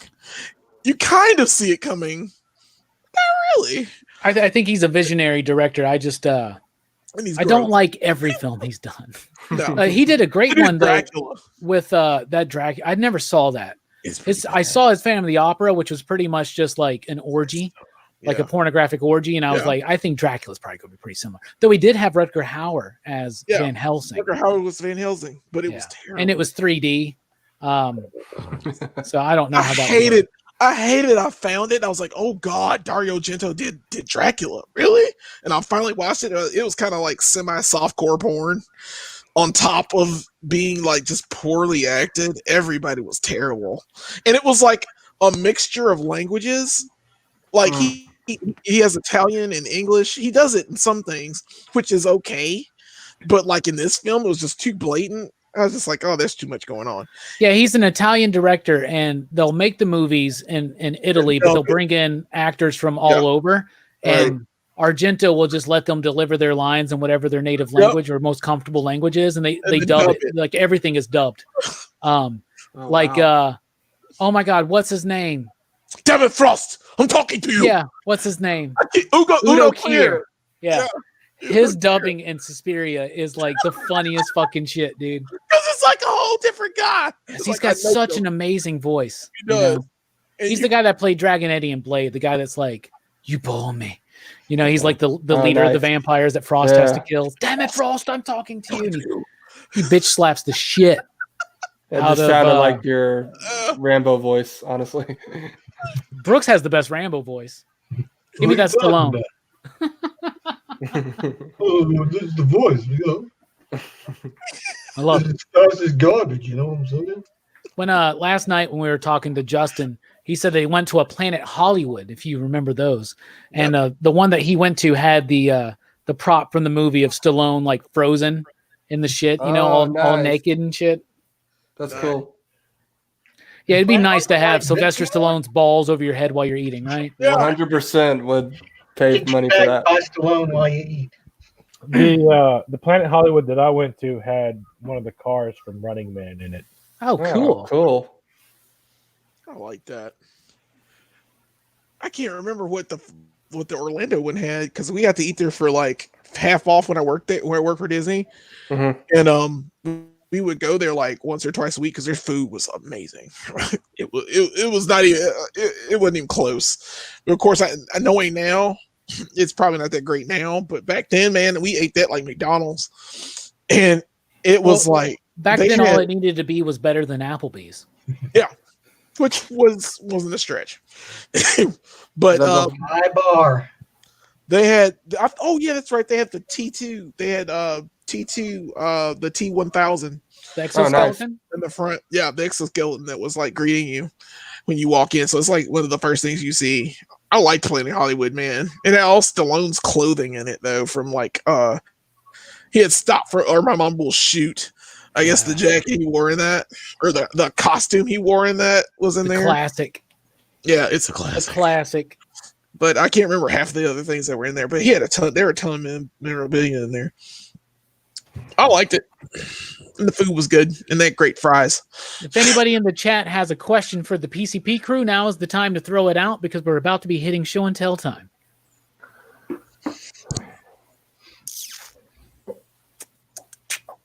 So, Jelani, here's the question I've been wanting to ask you. Okay. You throw in on the Hasbro Pulse Sentinel? No, Come on, man. man, no, it's $300. It's like no, It's $350, but they've added more stuff to it. I'm good. You can make it a master mold now. I Comes don't with care. a master mold head. It I comes know. with I a saw it. females. Here's the thing, Jelani. You don't understand. It's gonna be like no. First of all, have no room for it.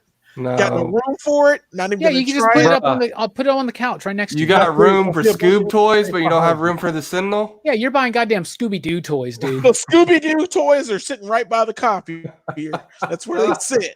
I got a room for them. I'm not putting a Sentinel in my house. You can Nope. put a shelf right behind you. A shelf right behind you just for it. That Just thing move is the business $350 person. now. No. Imagine what it's going to be like. It's gonna be like $1,000 Yeah, on the secondary exactly. market. It's gonna be ridiculous. Like, is it made of metal? It It's better be. diecast or something. It should be. And it's like 26 inches tall, right? No. Yeah. I think I want it. It's tall. I'm Get thinking about Please pulling get the it. trigger on it. Get It it. can- Brooks, it can literally hold a Marvel Legend in its hand. Like, Steven's gonna get it. Yeah, I Nice. saw He it. already- Like, man, look he at that. ordered it. I was like, $350 is a bit steep. Doesn't it come with a figure? It That's comes what with the a Bastion? Bastion and a Sentinel Prime head and a female Sentinel. I'm yep. just gonna put Right. Wolverine in it. Like Karima Shapandar. I get- I I'm not can- that attached to look it up. Sentinels. First of all, I'm not attached to Sentinels like that. I'm not attached to that price. That price is ridiculous. I don't care what added is on there. If it's not, I would have paid for it if it was maybe $150 to $200, maybe. And I have thought about it, but $300. Okay, that's how much you pay for a Sentinel. You're gonna spend some money tomorrow. Brooks, you I'll see tell that? much. I know. Yeah. I'm gonna Okay. buy my figures, but Hold up, y'all. No, the Days of Future Past Sentinel, the one that comes with the old man Logan Wolverine. Mhm. I saw 3 of them there today setting up. Wow. All for Are like they there? $50. Yeah. Y'all- the Expo. okay, y'all Okay. stop. We got a screen share. Go Okay, there's Go the. It comes with the damaged head now, right? Okay. That's the cool. Master Mold. There's the master mold head. Yeah. There's the Bastion that it comes with, It's so awesome, but I'm not getting it. and that's the female Sentinel Prime that comes with it. Now, I'm good. as you notice, it lights up. And for Oh, a cool. size comparison, and no, Jelani, we're not trying to convince you to get it. I'm just showing this to Brooks now. For a size comparison, Brooks, that's a Marvel Legend that it's holding right there. Hmm. That's huge. Hmm. You said it's bigger than your Galactus. Yeah, it's bigger than the Galactus I got. It's bigger than. I'm guessing it's bigger than the Sentinel, the old Build-A-Figure It's the Sentinel. tallest Because Marvel that's Legend. like 18 inches, right? Yeah. This Galactus is like 18 inches right here. So it's bigger than this. It's bigger than that. It's going to be like 26 this inches. much more bigger than this, right? This is It's almost 22. too big. Yeah. Yeah. I like the So- other one that plays the music. I wouldn't mind it. I mean, I wouldn't mind a Galactus. If they had a Galactus like that, I'd think about it. But it's just a Sentinel to me. And I'm Bro, like, if they did a dude. Galactus like that, it would be too much, man. I I would would be want, like, I would ugh. want to go. I mean, what is it? $350 for the Sentinel Yeah, $350 for the Yeah, Sentinel. but the plus tax, bro. the That's day that cheap. it the day Shipping? that it but here's the thing, the day that it drops is like Jelani said, it's gonna be like $1,000 online. It'll be $1,000 online. I Yeah. mean, you wouldn't be able to find it. It's like it's just gonna be one of those Grail figures that just turns into that, and you're just like, oh god, I want to get it. No, I will never get that figure. Even if I won the lottery, I'd think about it because I know I'd have to pay out the nose to get it.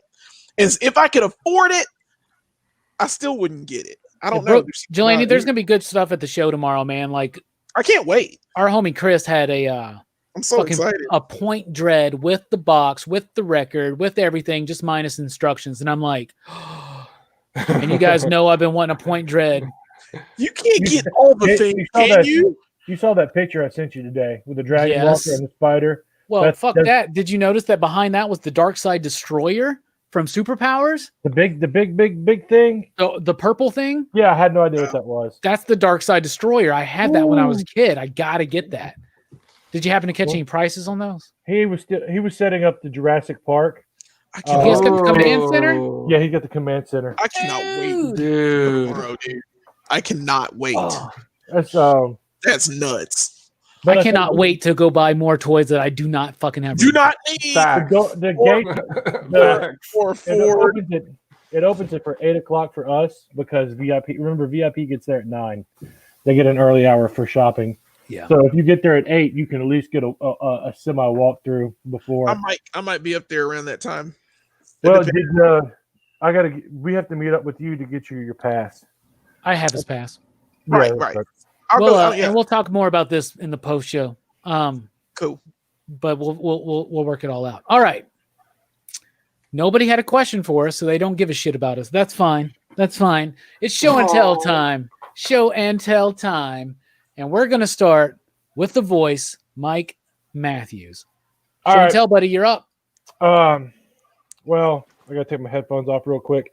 I have come across a 80s lot, Robbie. A lot of girl toys, a lot of My Little Pony, Rainbow Bright, Jim and the Holograms. What? Yeah. What? Yeah. You just piqued my interest. When you said Jim and the Holograms. Yeah. Tell me it's more than just fucking clothes. Well, I'm still going is it right truly now. outrageous? So, like, this is one thing that we talked about earlier.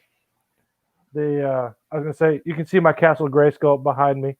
God dang it! Nice. Well, that's mine. Like I've had that since I was a kid. Oh, that is Grayskull. That's Grayskull. My Andre the Giant one that Strickland always gives me shit over. So, but I picked this was in this collection. Oh wow! Remember these or not? Care Bears. We talked about this in the Cloud car. So there's only 3 to them. So yeah, the Cloud car is fucking dope, dude. Yeah, so I picked up 3 of those the other day. It's part of that. So, what else do I have? Something that's gonna make you mad, but not. I picked this up the other day. Oh, sick! Wow, beautiful. So, is that a classic or a reissue? That's a classic. Nice. So I picked this up from Vertical House. So big money. Well, it's not that much. It's not that much. It's not like it's London Calling. Strickland Jesus. Well, I mean, London Calling, the UK version is up there. But I mean, it's like, but you pay a lot for a record. Like you're looking at like, it's not like comics. Like that would cost me like $50. Yeah. So, okay. And then so it's not. I mean, you can get some records that are $300-400. I have a Thriller, but you can also get like that. I do. I have a Thriller vinyl. I don't have a vinyl player. I have Thriller. I have a couple Oasis ones, and I have like 3 Foghat records. So, cares about Foghat. So, I'm trying to think of what else I have. The Foghat kick for like. Yeah, you were on a Foghat. It's all about Foghat. I'm still on that Foghat kick. So I've got. You got the goddamn game, Genie. Adamantine Rage. Nice. Bruh, that's cool. I like how you got a parental advisory sticker on there. Yeah, I ripped that off of one of the CDs that I have. That's hilarious. So the one thing that I'll bring up real quick for the people that have it. Hold on, real quick though. You said Jim and the Holograms. I didn't see any Jim and the Holograms. Like, what the fuck are you talking about? That's all the stuff that I have. Truly outrageous. He said he's got to go through his stuff. I'm still going through it. Like there's a bunch of Rainbow Bright. There's a bunch of Rainbow Bright. I don't give a shit, man. You said you have Jim and the holograms? Yeah, I'm going through it. He's going through his stuff, man. I'm going through it. Like the only thing that I pulled out that I thought like would be interesting for us to talk about that was complete with these. Yeah, fuck Good Night Bear. Do you have pizzazz? Do we have pizzazz? Don't you know the Care Bear Stare is like the most overpowered movie existing? I found a cassette for Glitter and Gold Gem. So, But do you have pizzazz? I'm looking. I've got it's a huge box. That's pretty fucking important, okay? Well, you don't mention that you have Jim and the hologram toys to me without knowing what the fuck you're talking about. I'm just saying that's what's in this stuff. It's all 80s girls toys. So it's Jim and the holograms. Okay. And Any My Little She-Ra? Pony, Rainbow Bright. I'm looking like I know. You got any evil horde She-Ra female members? No, if it's going to be anything, Sir? Catra. You got it's going to Catra. be. It's going to Sir? be Bo. It's going to be Bo. It's going to be Sir? Bo. She-Ra. Maybe it's It's actually called First Blood. So, Anyway. but the last What thing were I was you, going what to were you saying, Mike? What are the Dude, is that a vintage Millennium Falcon up there? Yes, that's a Millennium. That's the '78 Millennium Falcon. It's Nice. complete. Dude, is that soda pop up there? No, I have a 80s Coke can somewhere in here. So Pepsi Max? I picked it up. No Pepsi Max. The one of the what I was going to say. This is the Walmart exclusive. This is the Walmart exclusive hot rod I like that that. came out like a few years ago. Yeah, I got And it. The cool thing about it is the exhaust right here is bigger. It fits the Target Master. Really? Yeah, so this fits the Target Master. Big So, stretch. and then the other one that I have back here is the Rodimus Major from the mid 2000s, the reissue, and it does not hold this. So if you are a completist and don't want to spend a lot of money, like the Target Master goes for about $18 on eBay. So it's a quick. If you got this and you want two, then bam, there you go. So That's Very pretty cool. nice. Very Yeah, nice I show like and that, tell, dude. man. but yeah, I got like I said, so Strickland. So next time you see it, there it is. Like it's in my Andre the Giant. So I got my Kurt Cobain's, the Transformers. I You got keep more them up Kurt here. Cobain pops away from the Courtney Love pops, okay? Just do Oh, me they that haven't- favor. They haven't made me Chill. yet. Too soon. Someone's gonna die. And I still got all my, like I said, I got all my GI Joes. It's like what my sergeant told me after one trip into the jungle. Men, 50 of you are leaving on a mission. 25 of you ain't coming back. David Hatch says, I bought Combat Rock when it first came out. Old school for the win. No, my bad. He says, old school, fuck the world. That's what he says. That's harsh. That's harsh, Hatch. That's hard. Weird All right. stretch, Hatch. Weird stretch. Show and tell. Let's go into the basement, into the dank, dark dungeon with Brooks the Micro Machine Mario Master Maniac. Funny you should say that, actually. Precisely. I have exactly the micromanagement you think I have. Yeah. 'Cause I got Bowser's Castle Oh, here. What the crap, man? And it makes noise. Yeah, man. It makes It's noise. got, it's got, Oh it's got, my cage, god! That's awesome, dude. it's got a cage for Peach in there. What? There's a cage for Peach. That what? What are you It has this talking about? little button thing that you can push for a trap door. Oh my Yeah. god! Oh my god! Came, of course, I'm a fan of playsets, little dude. Bowser, because I mean, of course. Why not? Of course it did. Tell me you got his kids. Tell me it comes with his kids. Where the It children, doesn't come with Brooks? Bowser Jr., but I do got a little Mario. Oh, Which I had to buy separately. God, what the fuck? How cool. You just won show and tell. how the hell, man? And to wrap Where it up, did we get I a fucking found this castle really cool- from, dude? I Where'd know, you get a I know castle? Robbie's gonna love this. I found this awesome Youngblood poster. Yes, bro. Did you read his goddamn Snake Eyes book that came out this week? My man. Lines. First issue cover, man. Like, you know, I'm not a fan of Youngblood really, but it is kind of a cool, like piece of comics history, I guess. It is. Yes. It is. Dude, for real though, did you read his fucking Snake Eyes. his Snake Eyes G.I. Joe book that came out this week? I did not. It's exactly what you think it will be. Lucky you. It's a young blood to the max. Literally, Mike. I tell Mike about it. He grabs the page, opens the first page. He's like, "This is fucking shit. This is horrible. This is Rob Liefeld in a nutshell."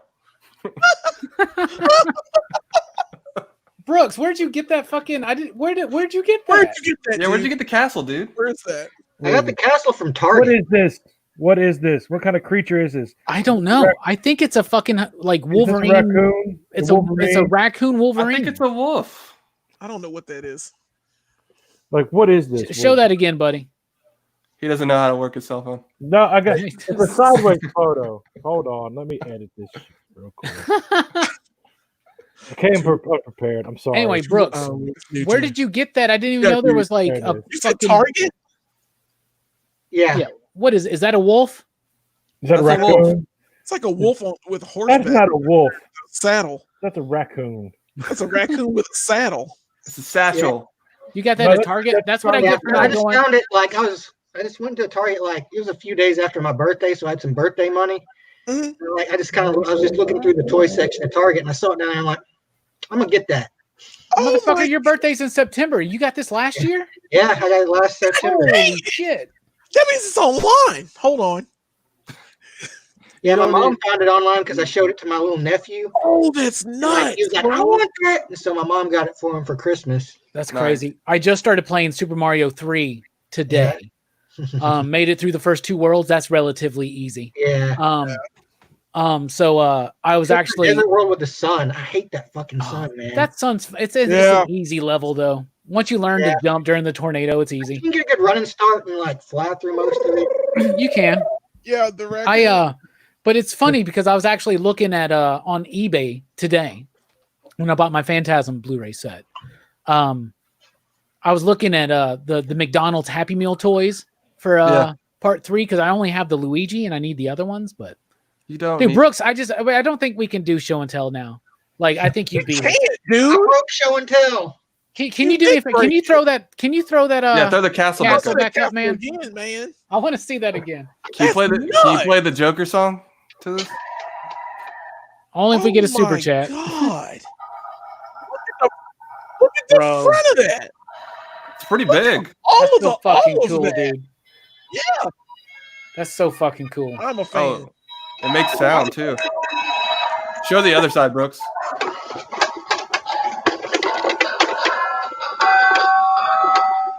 I wish I had a little Princess Oh, Peach that's that would put in clean. a cage. Yeah, I can't find one now though. One day that's I so will. cool, man. I'm so impressed. I am awestruck, dude.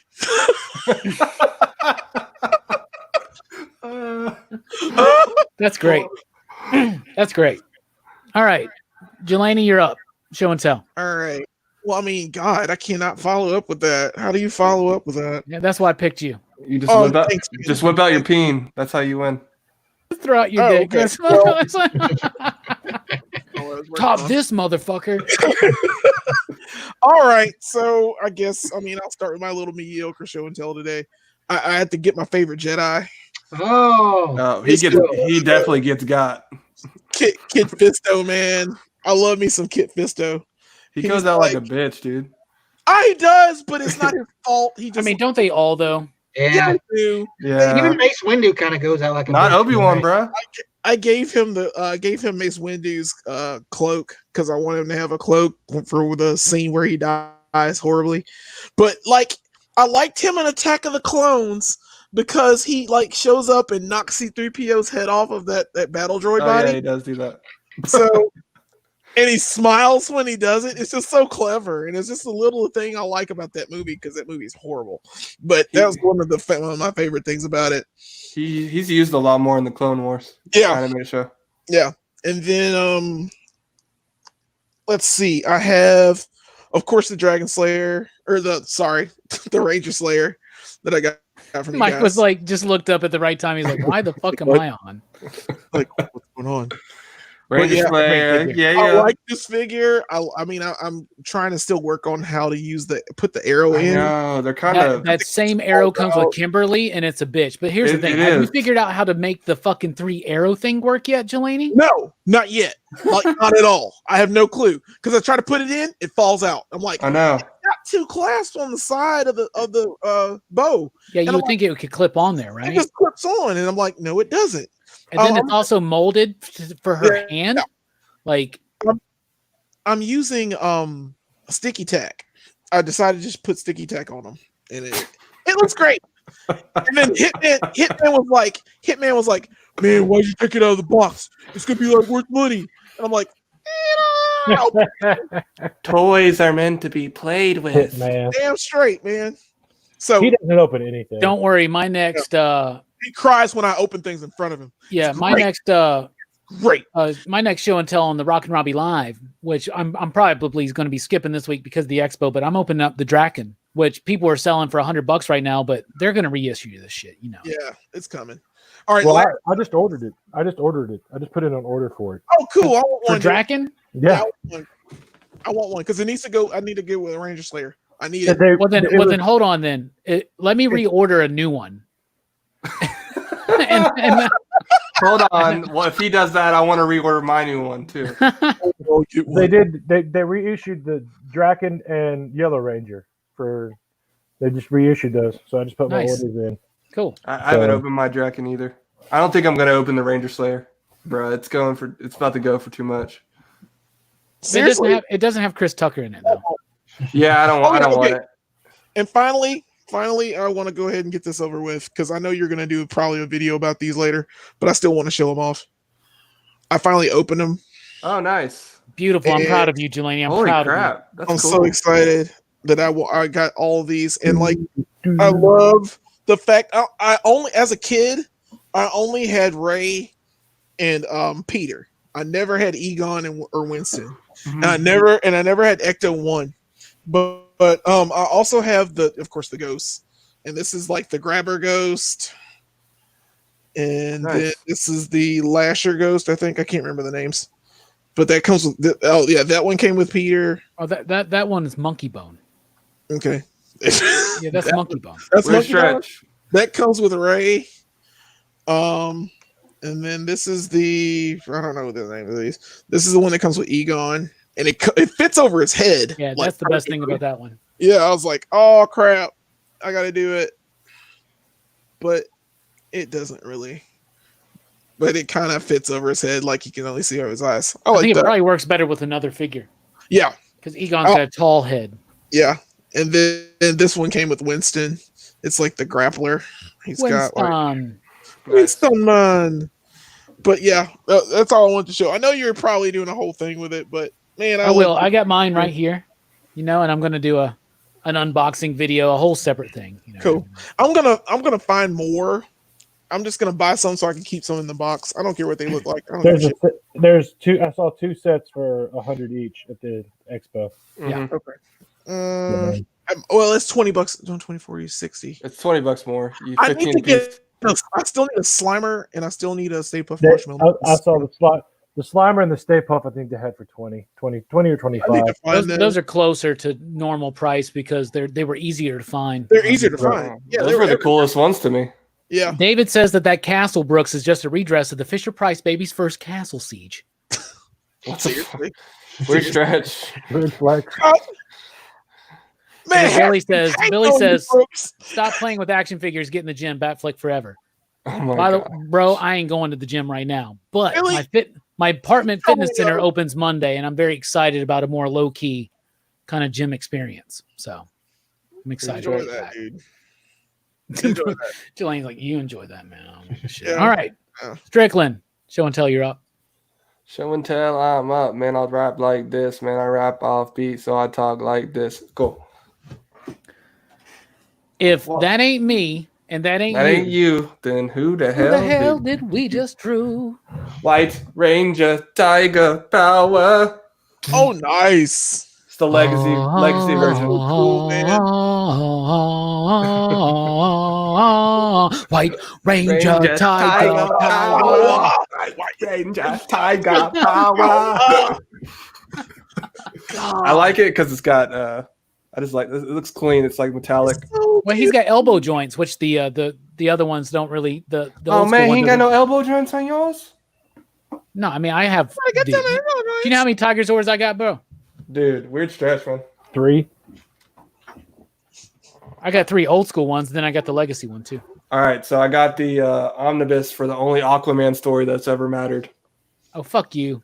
Read Peter David, right? Right, Brooks. Read Peter David. Yeah, Peter Davis does pretty good too, man. Okay, it's not better than this. You're Hold on. right, but You but take the sleeve off, it gets better. Look at this badass Aquaman on the Oh, front, that's nice, dude. and then Black Man on the back. Oh, that's clean. Yeah, it's sharp. Yeah. all right, I'm buying it now. Nice. I knew. Called out, Robbie can't do it. Yeah, I knew once I took the sleeve off that I was gonna get him, and then I got the Flash New 52 one as well, Wow. and it kind of the same. You take the sleeve off, and it gets better. How was New 52 Flash? Well, I guess it was enough to get you an omnibus. Oh, it's amazing. The Maniple stuff's really good. Yeah, the artwork alone is worth reading. You just got Wow. Yeah, I like that. All the way that's my through. second sweet. Very nice. Very nice. Very nice. All right, Rockin' Robbie, show and tell, you're up. I first of all, Always talking third person. I just want to thank you for being here, and I'm going to show off some candy. 'Cause me and Strickland went shopping today and got some new candy. So there's Twizzlers filled strawberry smoothie. Okay. What, bro? Anybody here like sweet tart ropes? I've had them. I really like them, and I've always just had the normal cherry ones. The other day I found rainbow ones, but today we found golden ropes. Wow. First Wonder edition. Woman, right? First edition. But I'm very excited about these ones. The green apples. Sour apple, Wow. sour that apple. looks good. Fire. bruh, right? Okay. Fire. Bruh. So we got mystery boxes tomorrow at the expo. We got 30 of them made. So it's going to be a limited quantity, but there are dope ones in there. And Strickland and a few others, including Hammer Time Holshoe, helped me fill the boxes. And Hammer Time was like, yeah, I got this. I got a bunch of pops. One of them you may want. And I'm like, nah. And every year, there's always something from PCP Mystery Box that I wind up wanting, and so I just take it. So this year, it was this one. Whoa. Because this is like the one Aquaman pop that I don't have, I think. I thought So- Pops were going out. Pops are on their way out, but Aquaman's not. Aquaman's got a strong future in this industry.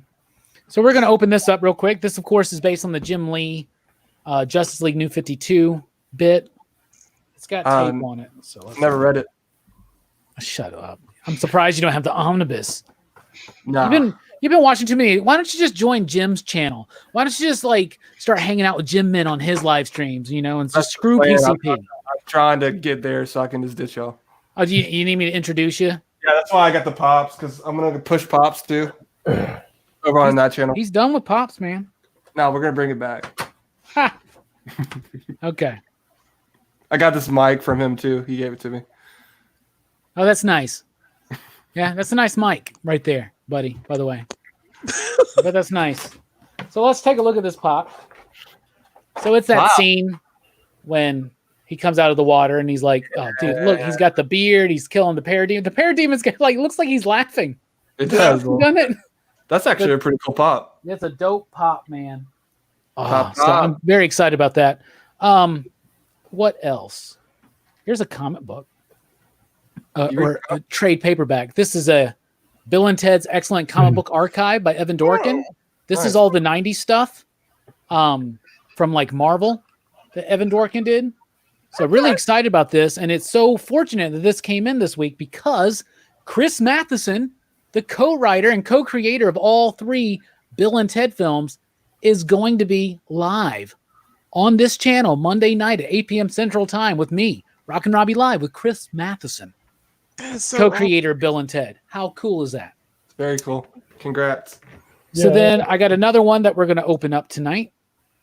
Actually, we're not going to open it up tonight, but I'm going to show it off because I already did openings. But I got my Zeo Gold today. Nice. Pretty You gonna dope. get that Son, man. No, I've already met Austin St. John. He's okay. I had a really awkward moment. I got to meet him again just so I can make up for my awkward moment. Because when I met him, he was like, I was like, dude, I love Power Rangers. It's an honor to meet you. And he's like, yeah. He's like, how old were you when you first started watching it? And I just looked at him and I was like, I was too old. But anyway, there's Zeo Gold.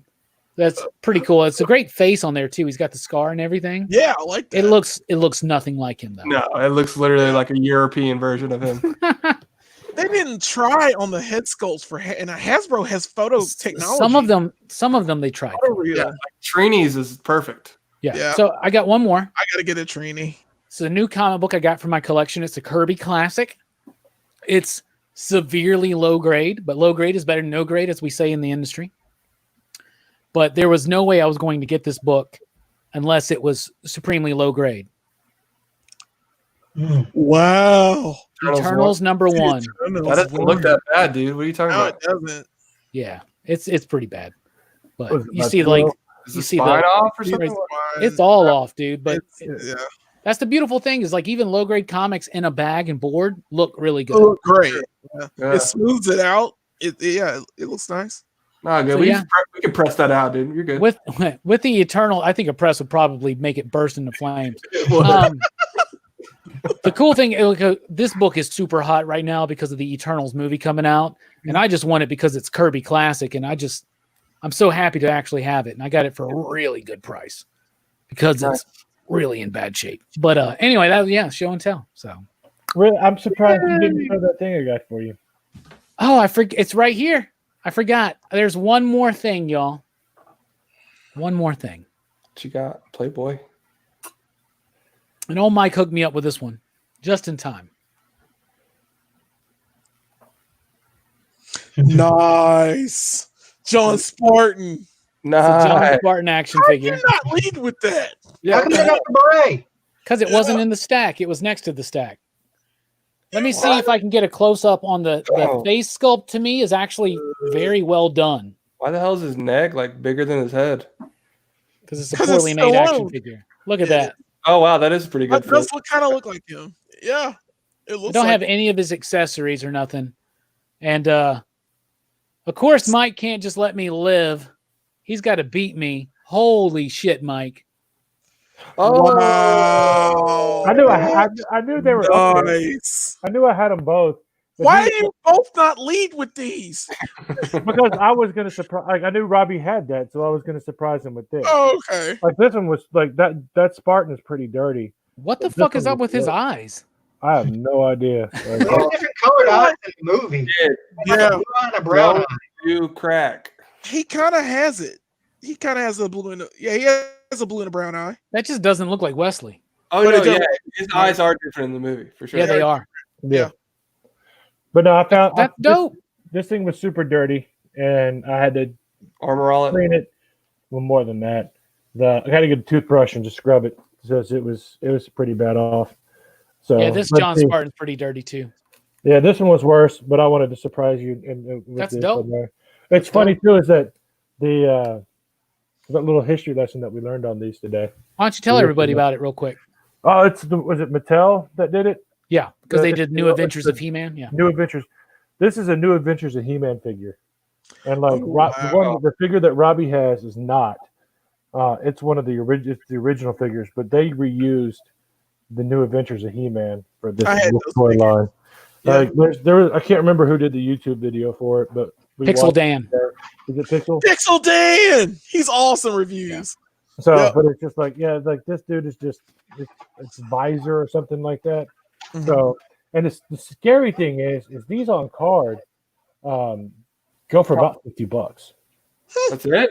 Yeah, I didn't know. yeah, Yeah. but it's just like Demolition Man. It's on card. You get cheap. Loose condition like this go for anywhere from 10 to 20. Like he's got like you really can't see it, but he's got like loose legs that's super loose. So like Enough to kick you with. yeah, but he's got You know this. It'd be like that's like a $10 figure. So I mean, it's crazy that Demolition Man figures in package are $50. Like, Because kids these days don't know, man. Do you see that one right there? That's the new the Adventures of He-Man. He-Man. Yeah. It's the exact same figure. I Yeah, had that figure. it's a different head sculpt. and they use different. They had the certain vehicles were the same and all that stuff The too. Bolo. Yeah, the Bolo jet, right? Yeah. Dude, look how jacked he is. Yeah, right in that image. Yeah. But yeah, like that's from He-Man, right? Yep. Yeah. And they use the exact same toy. They don't even change the name for it in Demolition Man. That's kind Of course, I can't find it, but like, just look at that guy. He looks crazy. He looks like Rob Zombie. Whatever.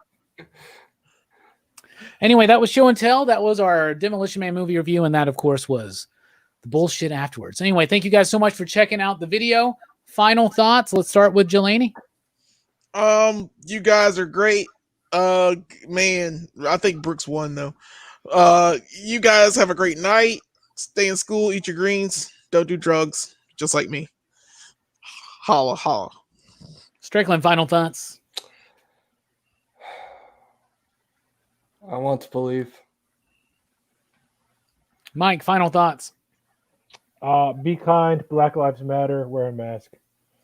Brooks, final thoughts. Be well. You Yeah. fucker, you stole what I was going to do. Oh, again. I'm always stealing your shine. So I guess I'll just end it with what's your boggle?